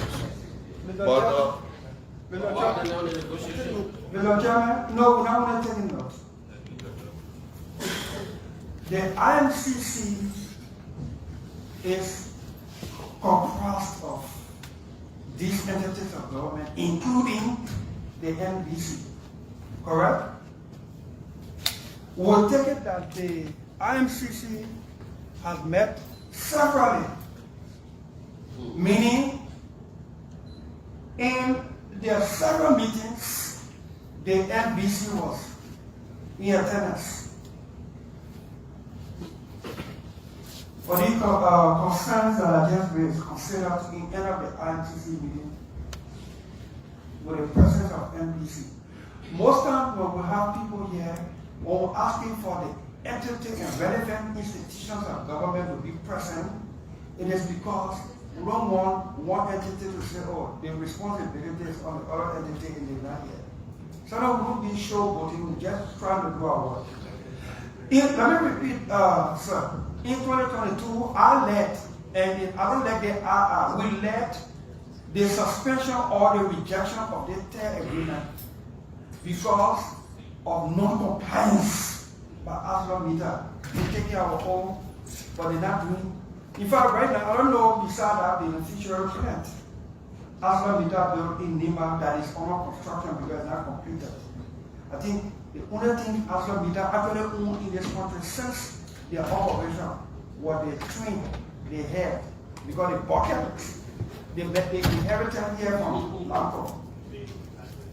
So, has Arcelar Mittal constructed a hospital in Nima, in Gambasa County? Have they provided housing? I'm not talking about continual route services. Have they provided housing for the employees? Education facility for the employees, the students, children of the employees, and community dwellers in the concession area. Question.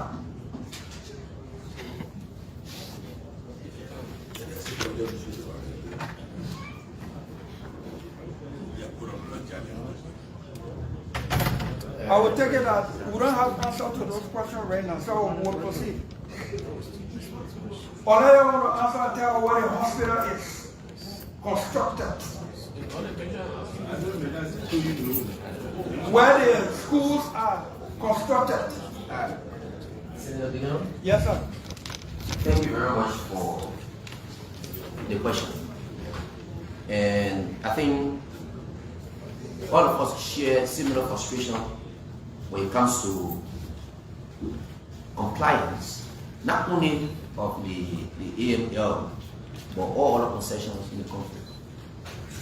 And we at the IMCC, as we share those frustrations also, but we are also aware that taxes need to be raised, need to be collected, and we are starting ready to negotiate those concessions. This is the reason why you see, the reason I'm raising the point is, I know that we're supposed to answer, but the point I want to make it requires a collective front.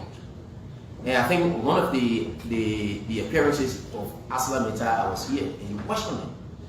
So the effort to make Arcelar Mittal and all other concessions to comply requires a collective front that we at the IMCC have taken serious note of it, and we revert to ensuring that we play our part as we also kind of plead with the Honorable Senate. I don't have political please. You see, colleagues, the executive will take 1 year, 2 years to go through the negotiation. When you bring it here, we are supposed to pass it 1 week, or else the country will break down. It took more than 1 year or so to go through. In fact, we, this government, inherited this thing. We table it from the last government so that we can do it properly. I don't want a political speech because if I follow that political speech and we vote for this here like that, the public don't say that you're dead. They say that the legislator and the senator, they don't want to vote for it. We don't have time. We don't do the negotiations. We don't sign these agreements. How can you give more confidence? 25 years. 3 more years left. They are not constructing one hospital and you only get another 25 years. So, no 1 minute, simply not political speech. I voted no in this chamber against the second agreement for B Martin for this same thing. How can I flip it now? We got my own government. How do you expect me to flip it? My vote. Similarly, hospital construction, that physical, tangible asset you can see and touch. Hey, you can answer me not there. What is speech for? Senator, Senator, the reason why I'm raising this concern is because we were asked similar question in the lower house. And the reason why the NBC respond was just simple. In the next 5 years, NBC said they are not having any budget support. There's no budget support to the NBC. Sir, I said, my senator speaking, give me chance to answer the question. I don't answer. Do not answer what he asked for. I have 2 more questions. So, unless later on it can be proven or shown that medical facilities were constructed, educational facilities were constructed, and housing facilities constructed for the employees. Unless maybe later you can show that to me. When I was growing up,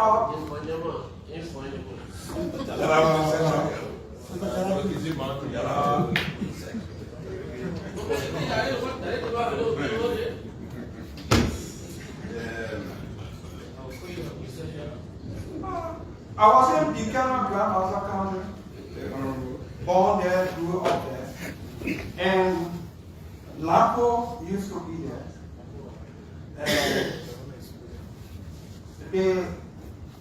The security department of LACO was part of the operation department of LACO, meaning the security people at LACO were employees of LACO. That made them to benefit. In fact, I knew people that charged you them because he was the head of the Plant Protection Force, resident in Nima County, in Yegepa. And I knew the Plant Protection Force, Grand Bassa County, or LACO. They were employees of LACO. Under Arcelar Mittal, the security department of Arcelar Mittal is also to private security to avoid medical benefit, leave benefit, insurance, and even retirement benefit. They outsource the job, the security department. Why is that so? Question. Senator, thank you so much. Before coming to this question, certain reference I wanted to make, then I'll come to your question. Please do, sir. On the issue of the compliance issue, the compliance issue. Now, one of the reasons why we embedded clauses, because you know what happened in the past, those violations of the concession, the non-compliance culture, and to correct those things becomes so difficult. So now that we come to this amendment, that's why we put in all of those clauses, that those things that happened in the past will not be repeated. You see that in Yegepa as it relates to the housing facility, the prefab are there, most of it have been demolished, and right now there are some renovations of those housing facilities that are going there. And some of the challenges we have there now, those are occupying their house. And you know, those houses, they are saying they should give them 2 years before they move. But the thing is, Arcelar Mittal is also providing transportation to those who are prepared to move so that they can renovate those houses. They provide transportation to move. But there is still that kind of non-compliance put up by community dwellers that are occupying those houses. But on the issue of those demolition and moving. And then, Mr. Minister? Yeah. You were a representative. Yeah. You sent 2 terms? One. So you inherited the Arcelar Mittal when you were here at representative, correct? Yeah. In that deal, no compliance provision there? Indeed, there is compliance provision, but the existence of the law does not suggest that violation cannot take place. That's why when council policing, because you have police, it doesn't suggest that people will not commit crime. That's right. But when people commit crime, the law does not stop commission of crime. The law, no law can stop commission of crime. I can have harsh the punishment here. But when you commit crime, then the law takes its course against you for committing the crime.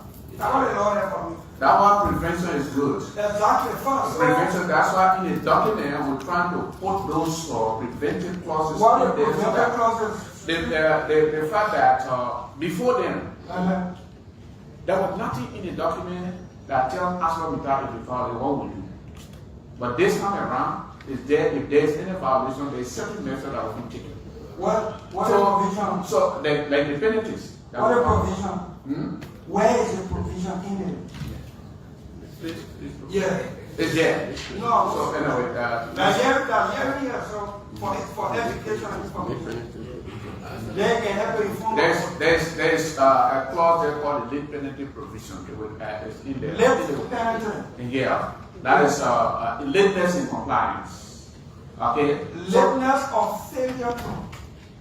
I wouldn't call that a failure if there will be a delay and you will still queue that delay. That's why sometimes a default notice is given. So you can queue it. Yeah.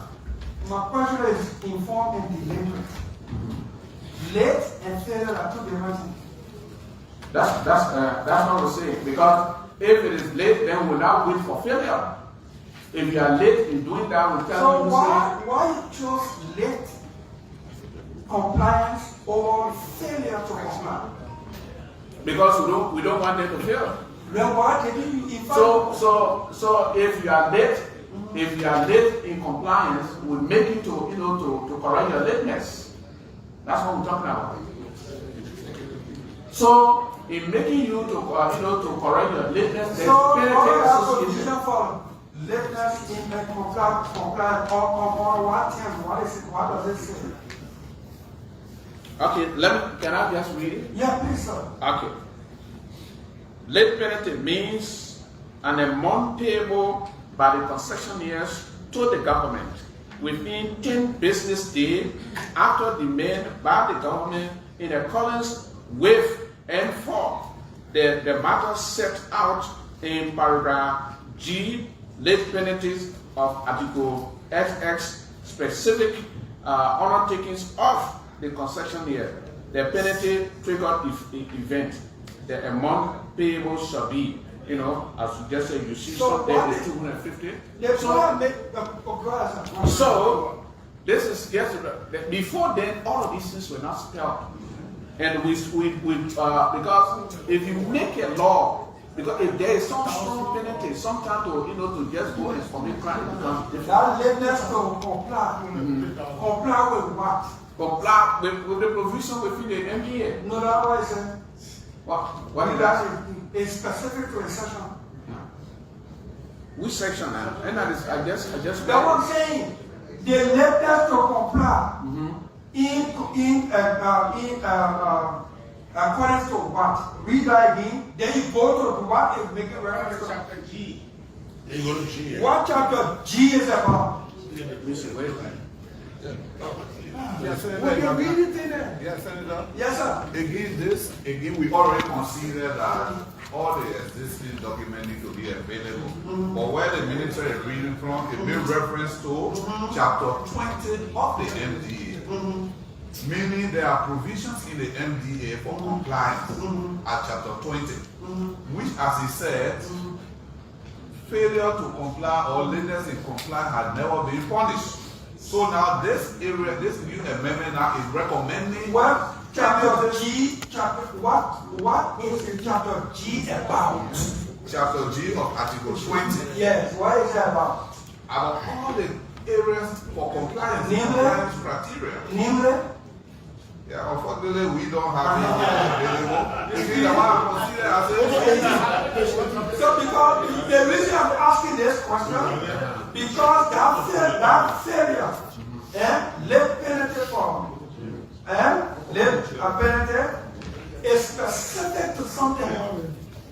It's not about failure to comply and perform and deliver on all provisions. Senator, I don't understand it that way. Every provision within the MDA, you should comply with it.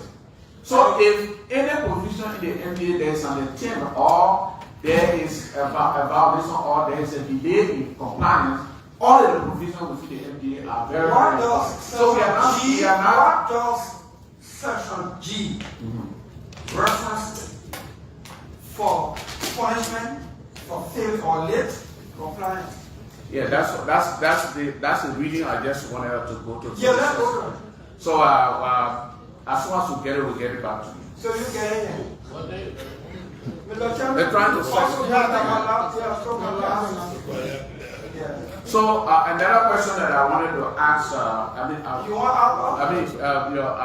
not to respond to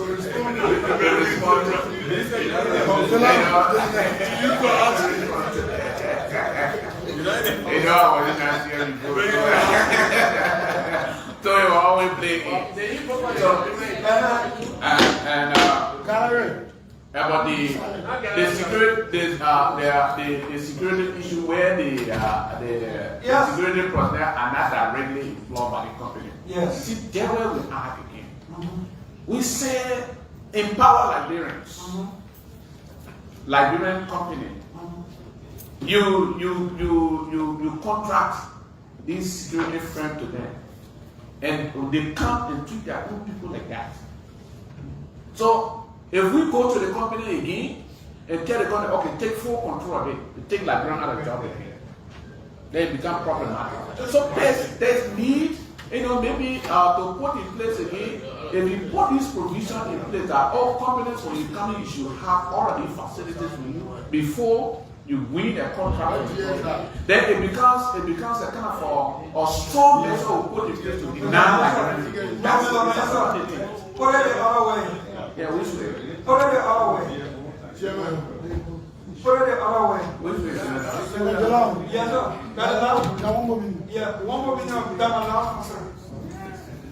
Put it the other way. Arcelar Mittal and all companies in this country, if the security department is on their operation department, meaning all the security at those places become employees of these companies. They will benefit from all rights pertaining to employment and employees. I will see one company, they will put it in the agreement. I will see one company that will bring non-Liberian, and I will see our own Minister of Labor, whoever the minister may be, giving work permit to non-Liberians for people to be private security, to be security at concession companies. I will see it. So that cushion response you are giving general does not fly with me. No investment company is supposed to also the security department. Because to do that, while you empowering a Liberian private security company, you are also not you are doing bad labor practice to those people because they are not employees of those companies. They don't benefit from housing, they don't benefit from insurance, they don't benefit from health, they don't benefit from leave. Okay, Senator, we'll take your advice. Many other things to go to ask for the one of time. Okay, we'll take your advice, Senator. Before you. Yeah, let the vote. You come when you go visit and you come back again. When you wave, Don't wave it. Colleagues from the IMCC, I have a few questions. Well, I'll start with the Ministry of Labor. Behind the escort. You the Deputy Minister? Yes, sir. Mr. Minister? Yeah. How many created and resolve this new amendment?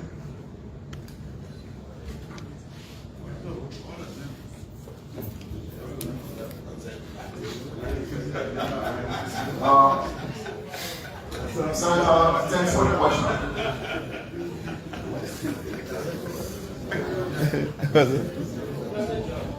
When you look in the plural provision within this amendment, you will see that the provision talks about the construction of school. Hello, Ask a simple question. you don't know, I don't know. How many jobs will be created? We will not be specific to tell you 300 jobs or 400 jobs will be created. I just want to give a little clarity so that the center will understand that there will be a lot of jobs created. So we can give specific number. Landed job. As I explained earlier during my presentation, so if you allow me on chair, I will better understanding of what I think I don't know for your answer, and Senator can proceed. No, but I would because if you are negotiating and you, the labor minister, deputy labor minister, I think your concern should be able to resolve all the activities. How many jobs will be created? And that will be part of your report. If you do not know, then that's a disappointment. That's why you are part of the IMCC. Okay, so but let's move forward. I think you guys are going to ask the Ministry of Finance. I understand, or we understand that we got a list of investment in a concentrator plant. Is that true? Yes, it is. It was the result. I wasn't informed that will be added in terms of their production. Well, upon completion of the plant, as was earlier envisaged, the processing of the material will be up to 15 million tons per annum of processed material. There are plans on the way to increase it beyond 15 to 20 million. Just to add, for clarity, the ore that is being shipped right now has not been processed, what we would say in common washed, to increase the iron ore volume. So low-grade material will now be processed to enhance recovery and then increase volume. So yes, investment was made.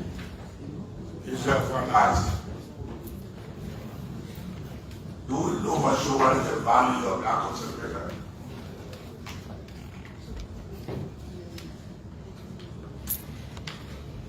And we ask the question with the other piece in terms of why it's going to be prepared. It's, in terms of depreciation. We were speaking approximate numbers, not being precise. Okay. In 2021, there about the announcement by Mittal was that this expansion was to cost 800 million. But in our conversation with them over the past several months, they were now quoting numbers of up to 1.2 billion new investments That is what they have told us. And I want to make one thing. Not only concentrate on all investment, including railroad expansion and acquisition of new assets and others. And that is one of the reasons why they were asking for a higher debt to equity ratio of 4:1. We said firstly, we want to see evidence of that amount of resources that you say you borrow. And secondly, what is the source of the financing? Is it self-financing as the typical routine earnings you do in accounting where you use some of your earnings? Or if you borrow, did you borrow from another affiliate or you borrow on the market? Because all that will determine how we treat or how we accept your treatment of interest, deduction, and others. So these are the broad numbers that have been quoted. We are still asking them to give us the evidence. You don't think that should have been part of the negotiation? Because if you are saying, asking them to give you evidence, they will go ahead and rectify and the complete plan start. Do you think you'll be able to get the actual number in terms of how it's going to impact the fiscal side? It should not, it would not, because that is what they are quoting. So even if we don't have the information from them now, when it comes to going through their books for tax purposes, the actual document should be provided. For example, if you say, okay, you have an outstanding debt of say 100 billion, and you want to deduct say the interest on that is say 50 million or 25 million. And as the provision in the law, where you have to deduct 25% of your interest for that year, we got to see the evidence, the paper trail of the resources, the borrowing plan, and how you use the money.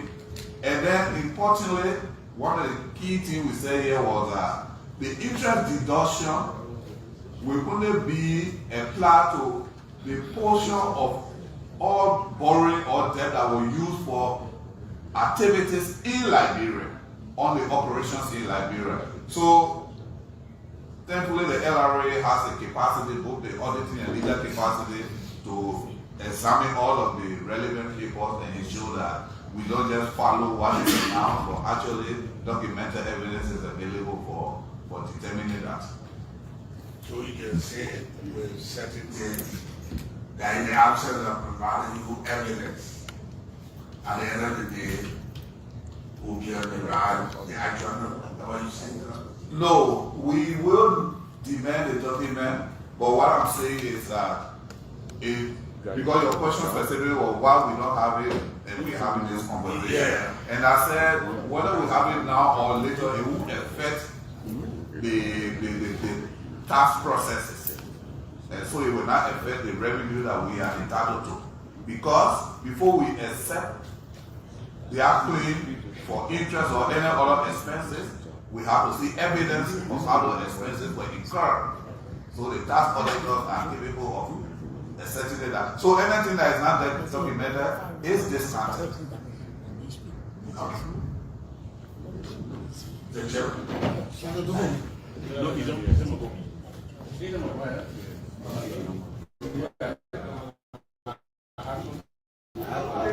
I have some numbers.